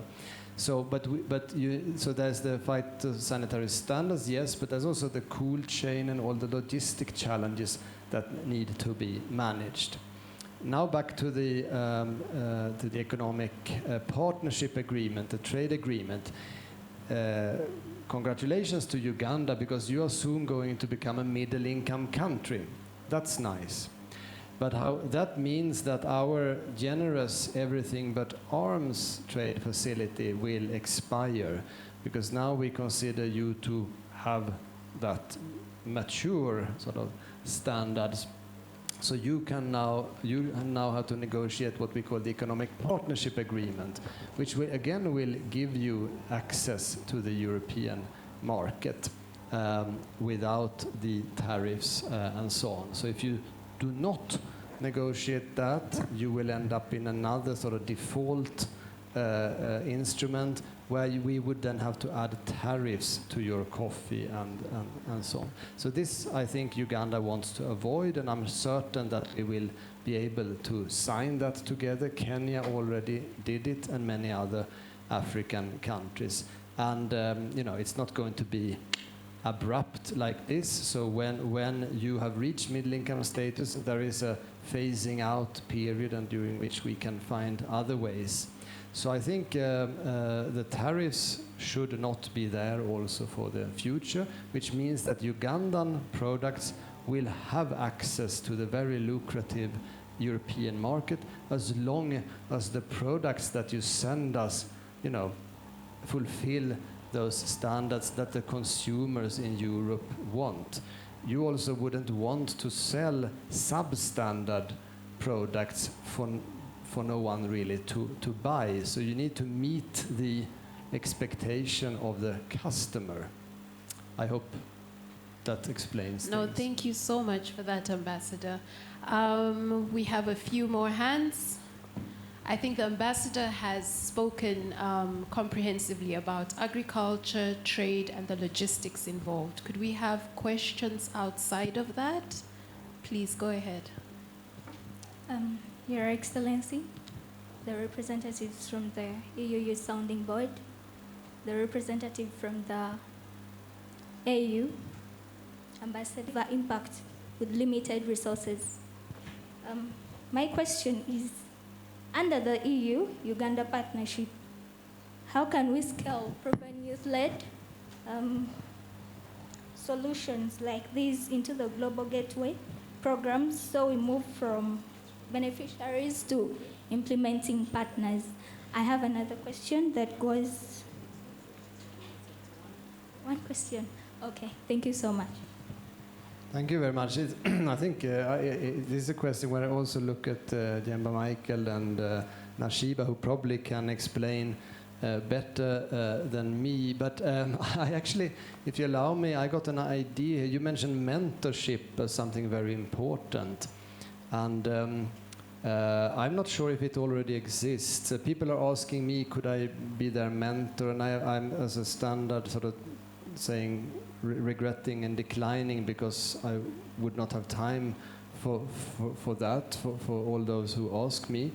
But if there's an interest here to seek mentors, let's say in Europe, you should start a kind of a platform for that, where you can connect European, let's say, entrepreneurs, business leaders who may want to, support Africans in their growth and personal growth and professional growth. So I thought I started to think of that when you mentioned the importance of mentoring. That's something we could try, but you should try actually to establish that if you think that could fly.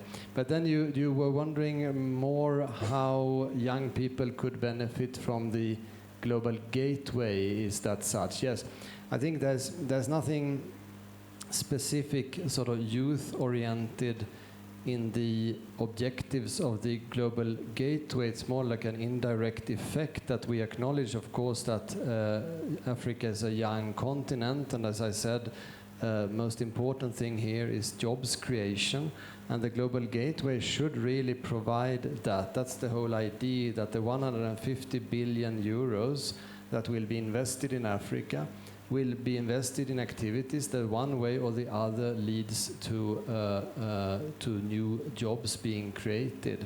It's not only about the ones building the Chiranalubale hydropower plant. It will be those that benefit from the cheap energy that it produces, so that you can set up a kind of manufacturing or other activities where you will be able to compete on the global, on the local and regional and global market, thanks to the reliable and cheap energy that will be produced, also sustainably, and climate friendly in that dam, thanks to the Global Gateway investments. I think that's the way you have to see it. But I'm happy if Jemba Michael and Nashiba have more concrete examples of that. I think, thank you, Ambassador. And truly, the power of mentorship cannot be understated.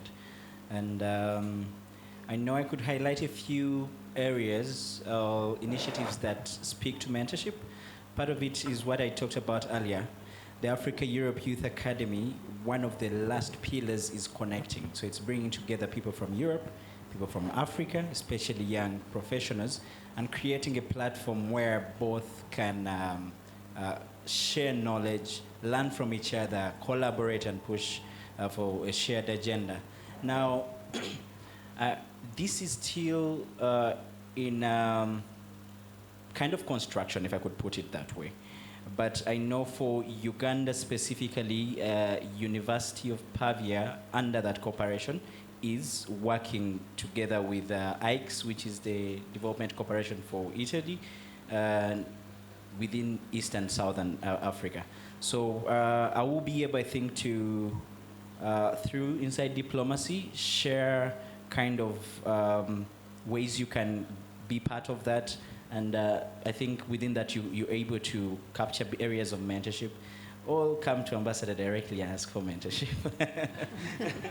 That would be amazing. And Nashiba, before you respond, we have an interesting question from the audience that I think speaks directly to your experience about Uganda's open refugee policy. How sustainable do you think it is? And what policies can be implemented to mitigate the impact it has on the economy and the community? That will be our closing question. I'll allow anybody else on stage, even Ambassador, if you'd like to reflect on that before Nashiba comes in. It would be... Thank you very much. On the refugee policy, it's another very important question. I think I can reveal that we are currently in precisely such discussions with the government, because it appears that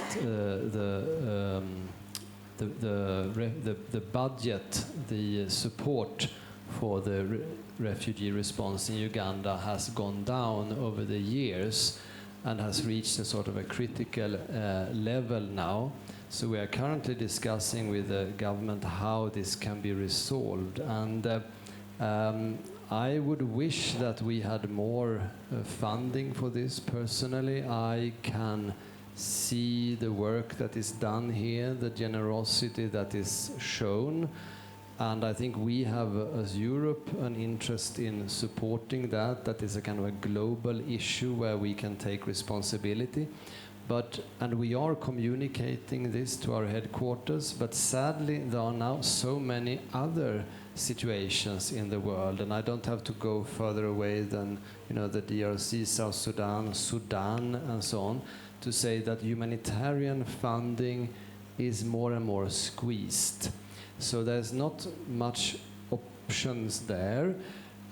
We are instead turning to the more long-term cooperation budget to see to that, since these refugees are quite well integrated, they are quite free to move around and so on, we try now to work on a long-term model where we support both the refugees and their host communities to manage the kind of sort of burden that the refugees still account for.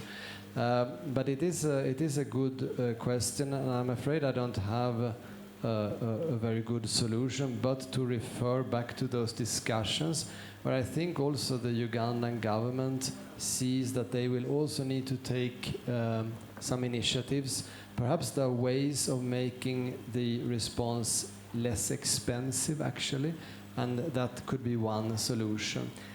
The main solution, in my view, and something we need really to work together on, is to target the root causes of that migration, because it is the conflicts in the Democratic Republic of Congo and South Sudan that generate this influx of refugees.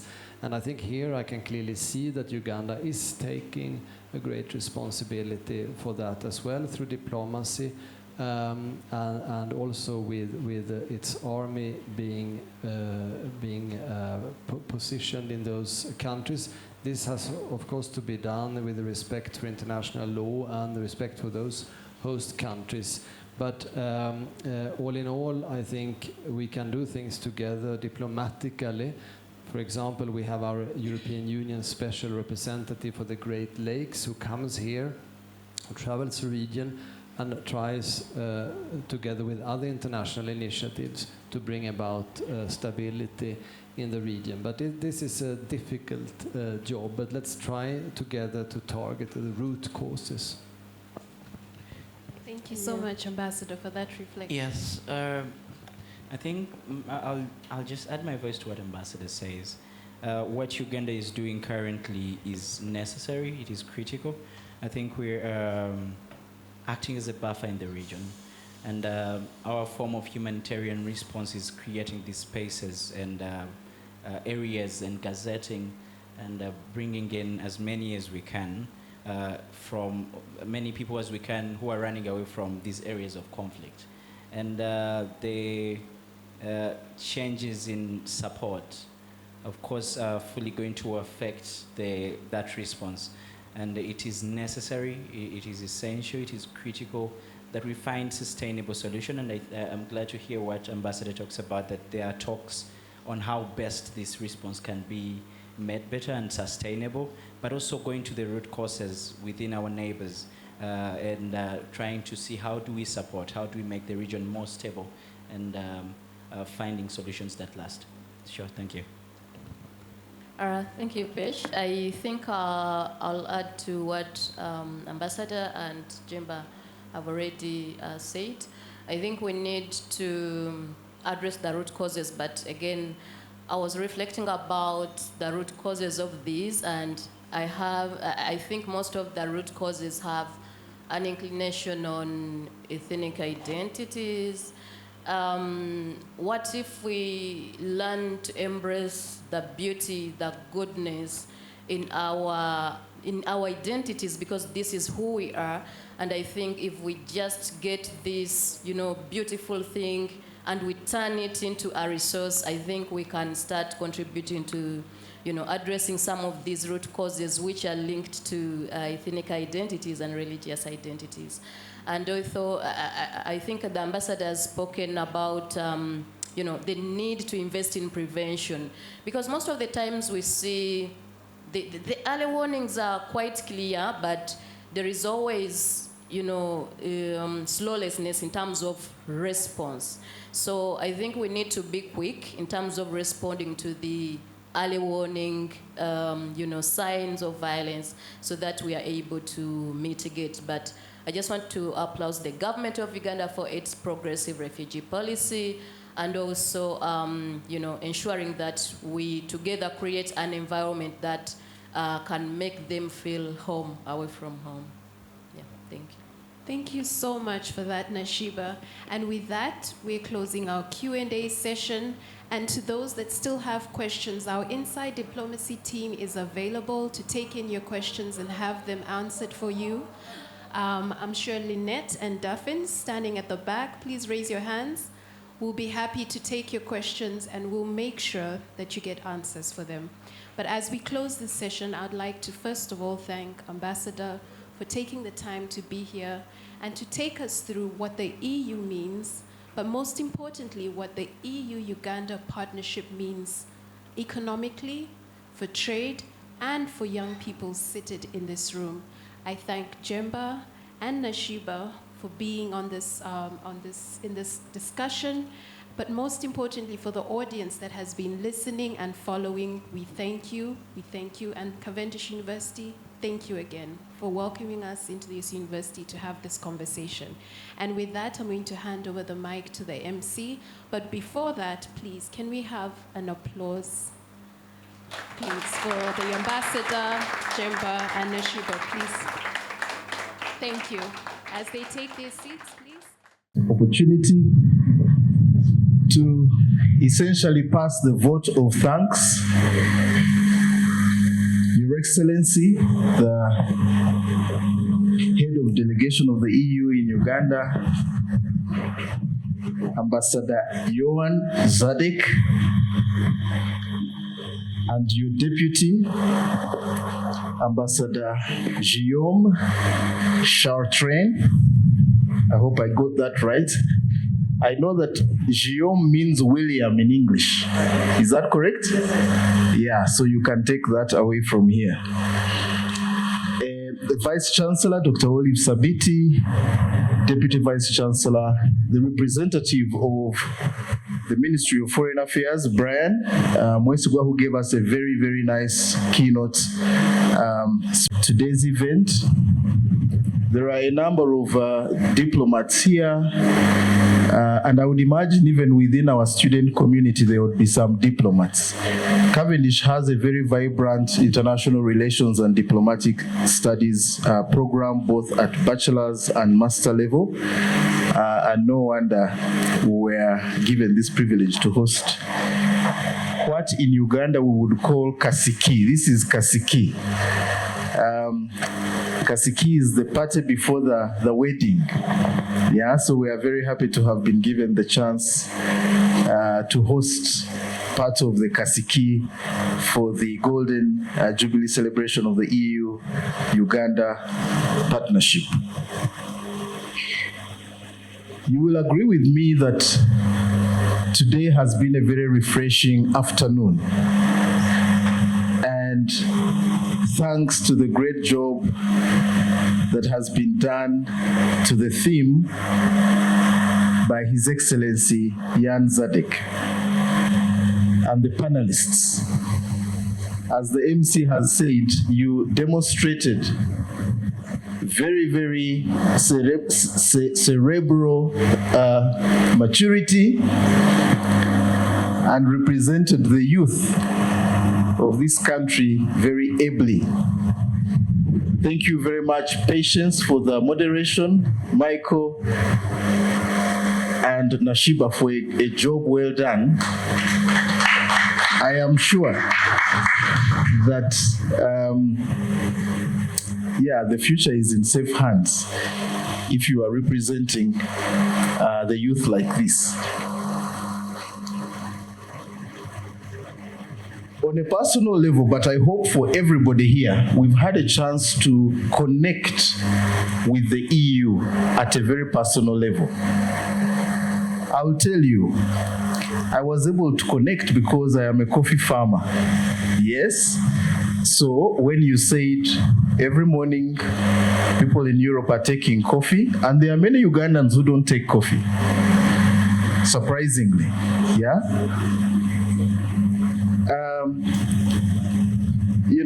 The message went home how my work is actually directly paid by somebody in this partnership.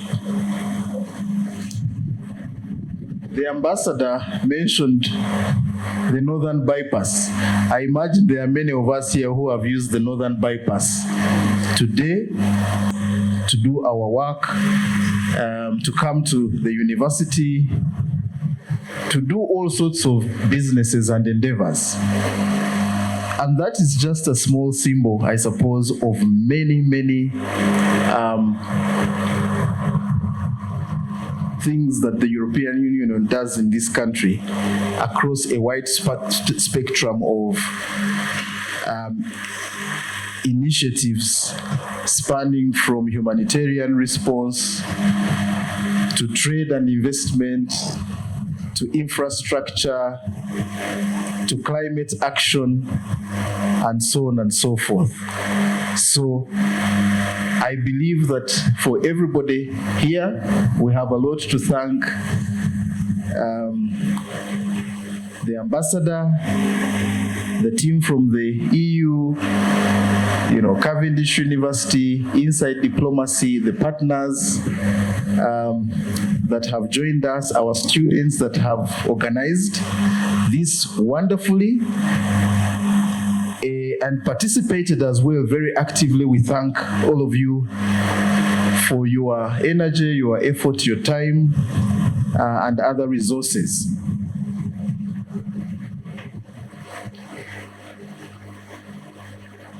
There are some opportunities that I believe have been bounced out here for us to reflect. Again, we have to thank His Excellency, the Ambassador, and the panelists for teasing them out. The example on mentorship.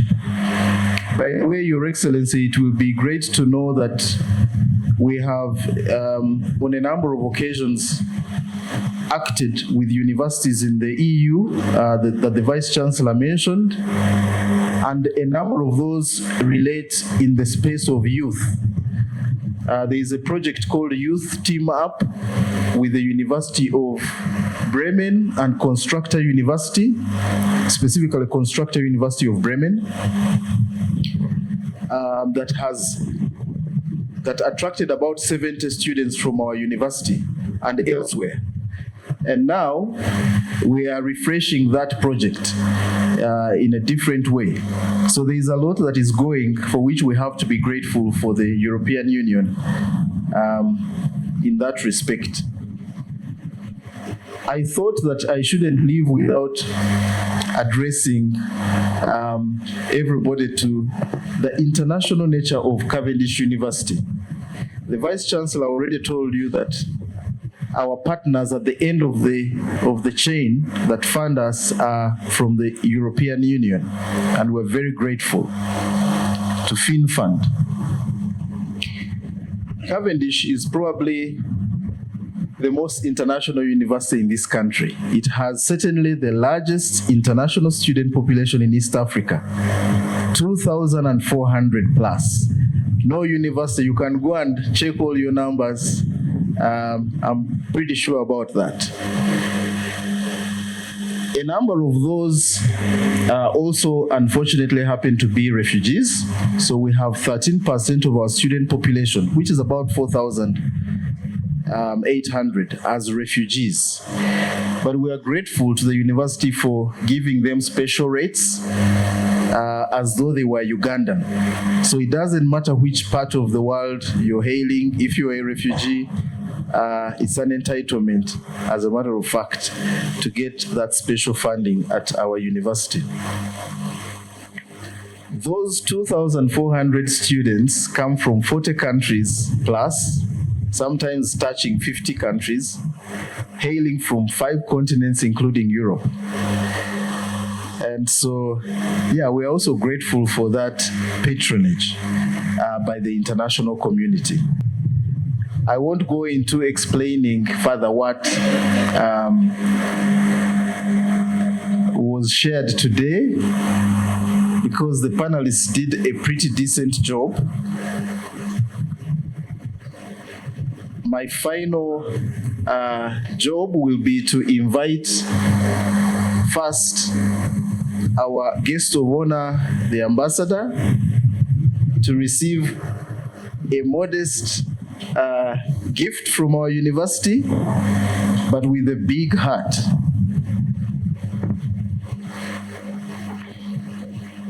Shall I invite His Excellency and the Vice Chancellor to come forward?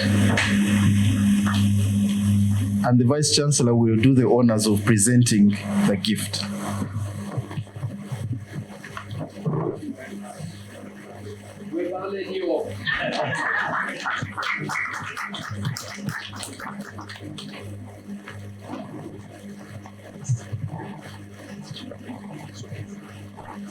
Then the next gift is, okay.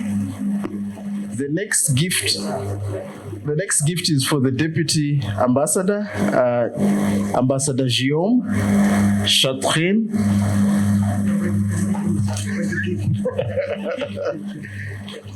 Thank you very much for joining us today.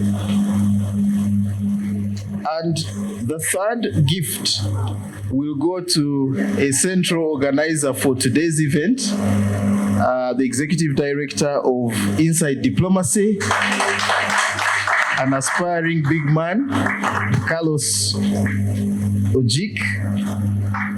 Thank you for organizing this.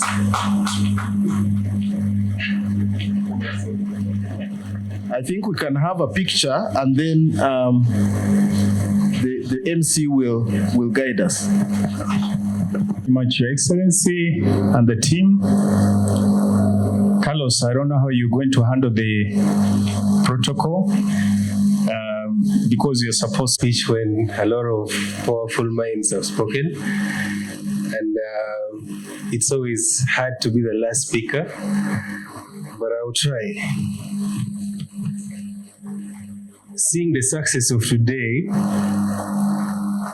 is prompting me to make a statement which starts by the say that we are the ones we've been waiting for, and ours is an idea whose time has come.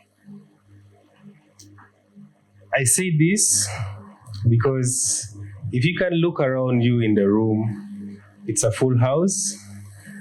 If you look from the EU delegation, we have the biggest heads seated with us. If you look at Cavendish University, we have the top university administration with us. And if you look at inside diplomacy, our partners, Victoria Bagaya, and the rest of the people in the participation, I can only be humbled to know that it was our idea to convene such a gathering. And it's something that I beg you to clap for me on that. So I wrote a speech and I don't think I'll read it because literally everything on my speech has been said. But please allow me to start by appreciating Ambassador Sadek for taking his busy schedules off and allowing us to have you all afternoon, sir. I should say we approached European Union 1 year ago to do this event. And if that rings a bell, it means it was a test of resilience, it was a test of determination, but also a test of our own belief in what we are doing. And now that here we are, Ambassador, I want to say thank you, first of all, to the team that you have, very amazing team. Toke, this gentleman has been very instrumental in everything we have done today. Ambassador, Toke, please allow me to report you to Ambassador that in the first abstract or concept that we sent to European Union, it was only 2 pages, Ambassador, of a proposal to do this event. Toke wrote back to us sending 40 comments. 40 comments. And how do I fix 40 comments in 2 pages? And Toke did that to us, but thank you. And Ambassador, still, they have been very supportive. We have frequently visited your offices at the European Union headquarters, and we have arrived to where we are today, not by mistake, by determination and every other commitment that we have. So thank you. In a special way, allow me also to say that let it be known that it is through our platform, through Cavendish University, through Inside Diplomacy, that Ambassador has decided to take a risk to speak to a relatively raw audience in this field of diplomacy and allow them to fire at him questions, but also to speak so freely, so openly, but also very articulately about the issues that affect not only Uganda, but also our bilateral relations at that high level. Ambassador, there is no better way to explain humility than that. In the absence of the representative of Foreign Ministry, we thank the Ministry of Foreign Affairs who sent a powerful presentation through Councillor Brian, who just left.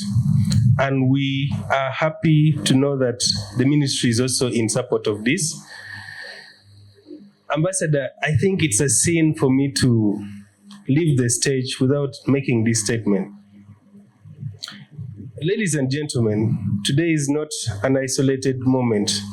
It is the beginning of a journey of sustained dialogue, meaningful collaboration, and expanded opportunity. It marks the first of many engagements that will strengthen relationship between inside diplomacy and the EU delegation, while opening more spaces for young people to actively engage in global discourse.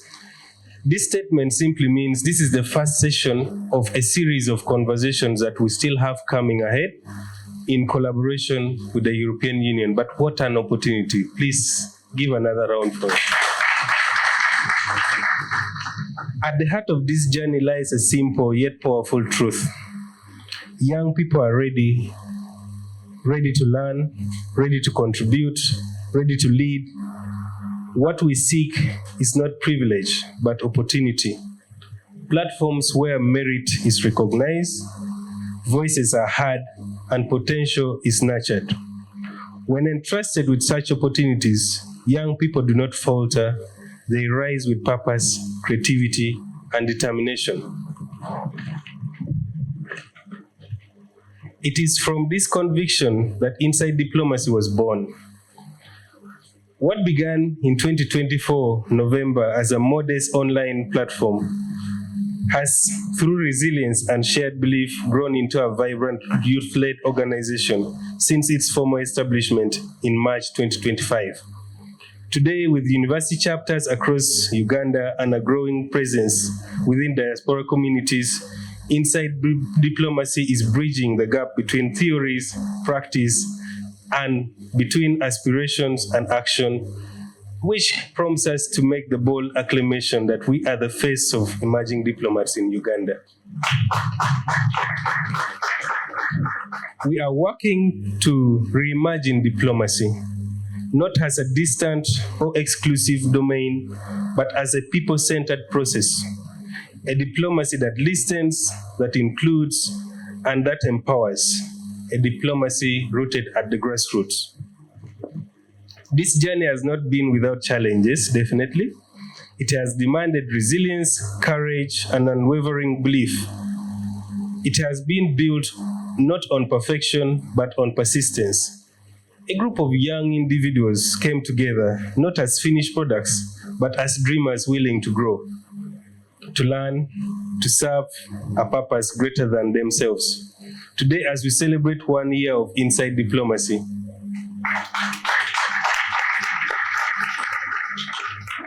we stand as a living proof that when emerging voices are valued and emerging dreams are believed in, transformation is not only possible, it is inevitable. As I conclude, I know you're all looking at me wondering when I'm stopping. Allow me to extend special appreciation to our main sponsor for the coffee networking session, Madam Victoria Bagaya, who is with us. Victoria Bagaya is she's a celebrity, so but for the generous support for today's networking session. And in case you're wondering, after here, we are headed straight to the next room, where we shall experience coffee. And also, we thank CAS, Conrad Adenauer Stiftung. They sent for us some support in terms of what they introduce as audio games.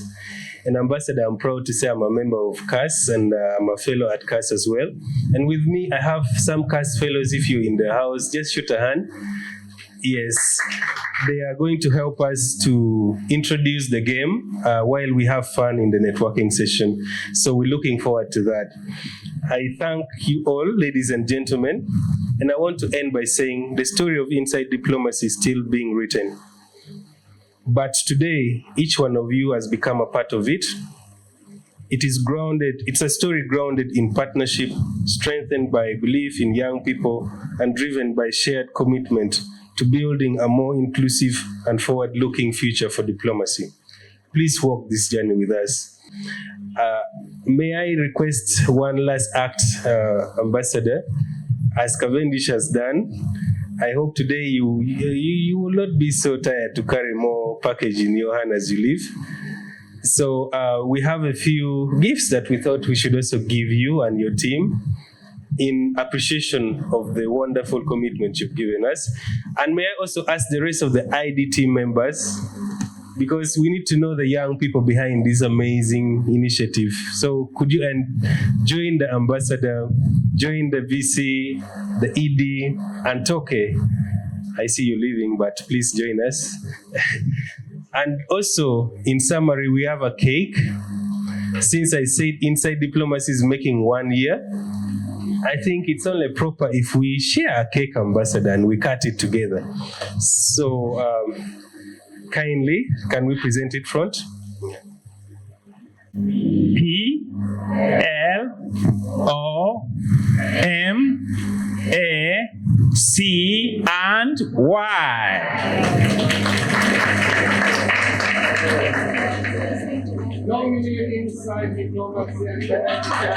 Okay.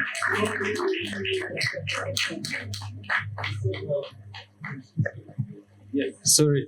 So the cake. Thank you so much. Thank you. Thank you so much for coming. And also we have the Vice. Thank you for supporting young people at Cavendish. And indeed, success begins at Cavendish. Thank you very much. Yeah. So it's a kind gesture, so thank you so much for your support. Thank you so much. So thank you. And of course, all the delegates, very good evening to you. Allow me please to stand on protocol. Ambassador, my name is Victoria Winfred Bagaya. I come from the tourism city of Fort Portal. I hope you visit us soon. We shall give you a very nice pet name. Mine is Akiki. Ambassador, 12 months ago, I was a journalist, or still a journalist. Once ago, I am happy today to share that conversation with the young people. Our President, His Excellency Yoweri Kaguta Museveni, has been talking about it. PDM, 4-acre model. And some of them, because they're young people, they think agriculture is bad, agriculture is for dirty. So many conspiracy theories there. But I am happy today. I'm not alone. I came with Kwezi Coffee, where are you? To show them, stand up, let them see you, young people. Kwezi Coffee will be also explaining to the young people who will come to be part of it, has been a beneficiary of the EU. They have taken her in so many countries to talk about coffee, to learn about coffee.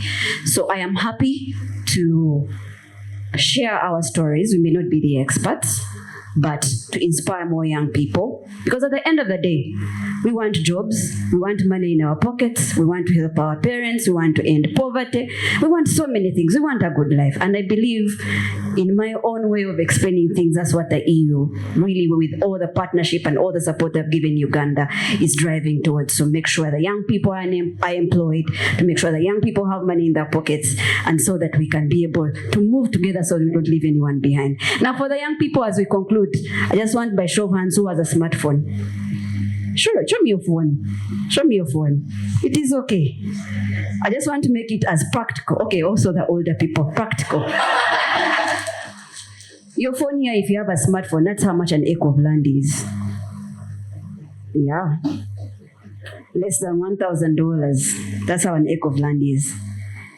Data that you put on a phone every day, 2001K, a coffee seedling, a cocoa seedling is 500 shillings.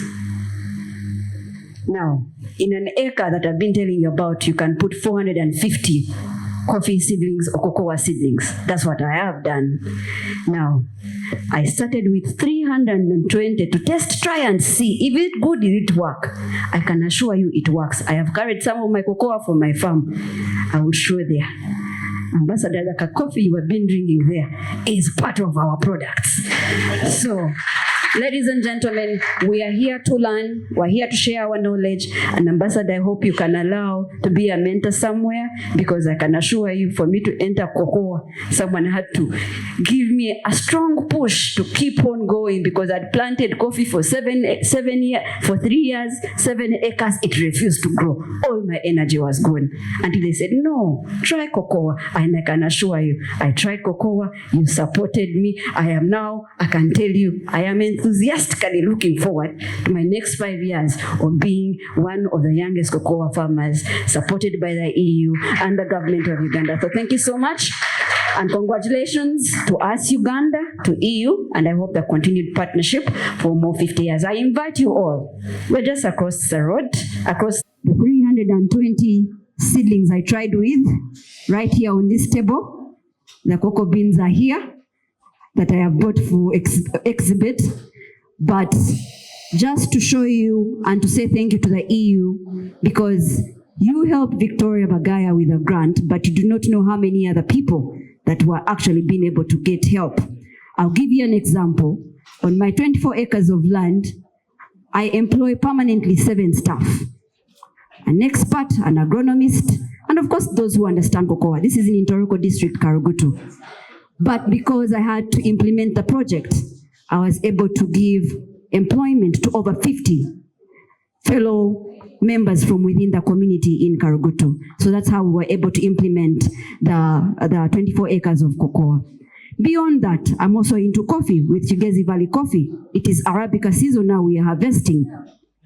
We're able to employ over 50 women on a daily for the next European Union, for the continued partnership with the young people, with the young women, and especially the farmers of Uganda. So the pictures you're seeing, this is KVC, Chigezi Valley Coffee. This is located along Rukunjiri in Tungamo, in a place called Nyatishenyi. This is what we do.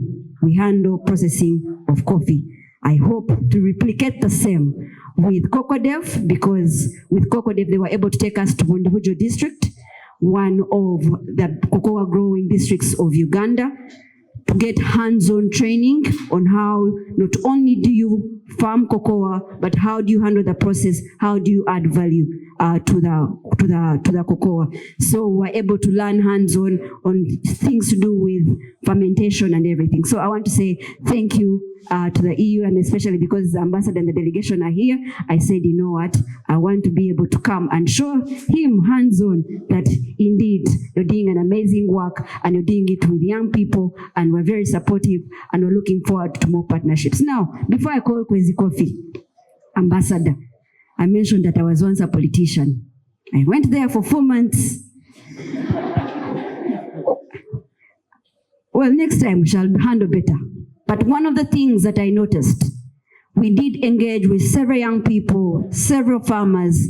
Every village you went to, you would find people have organized themselves. They're saving, but putting the money in the bank. So I used to tell them, guys, in the bank, if you don't add money, they will remove bank charges. So we need to find for better ways we can be able to multiply this money so we can end poverty together and add money to our pockets. I hope, and this is my cry, because I said I come from Port Poto. Young people here understand English. I would wish to see the EU and maybe inside diplomacy organize such like you've done for them with the young people down in the villages who work with us, who actually know what to do, how to plant a coffee seed and a cocoa seedling, and give them a chance to even see the ambassador. They will say, this is a great thing that has happened to me. And them seeing the effort that partners like EU and government are putting together to elevate them pompous. Allow me to stop here, because I was a politician, I'll talk the whole day. Kwezi Coffee, please come. This is also one of our partners for the exhibition here. Kwezi Coffee, Barbara, please say something.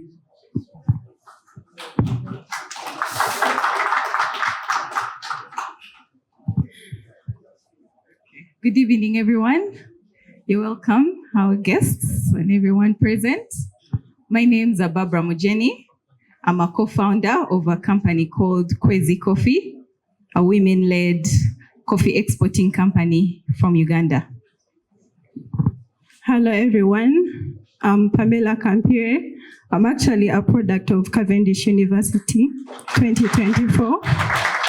And I'm also a co-founder of Kwezi Coffee, and I handle the roasted coffee. Thank you so much. Every cup of Kwezi Coffee is more than. I think I'll allow us to first watch this video before I speak more about coffee. Every cup of Kwezi Coffee is more than just coffee. It's a taste of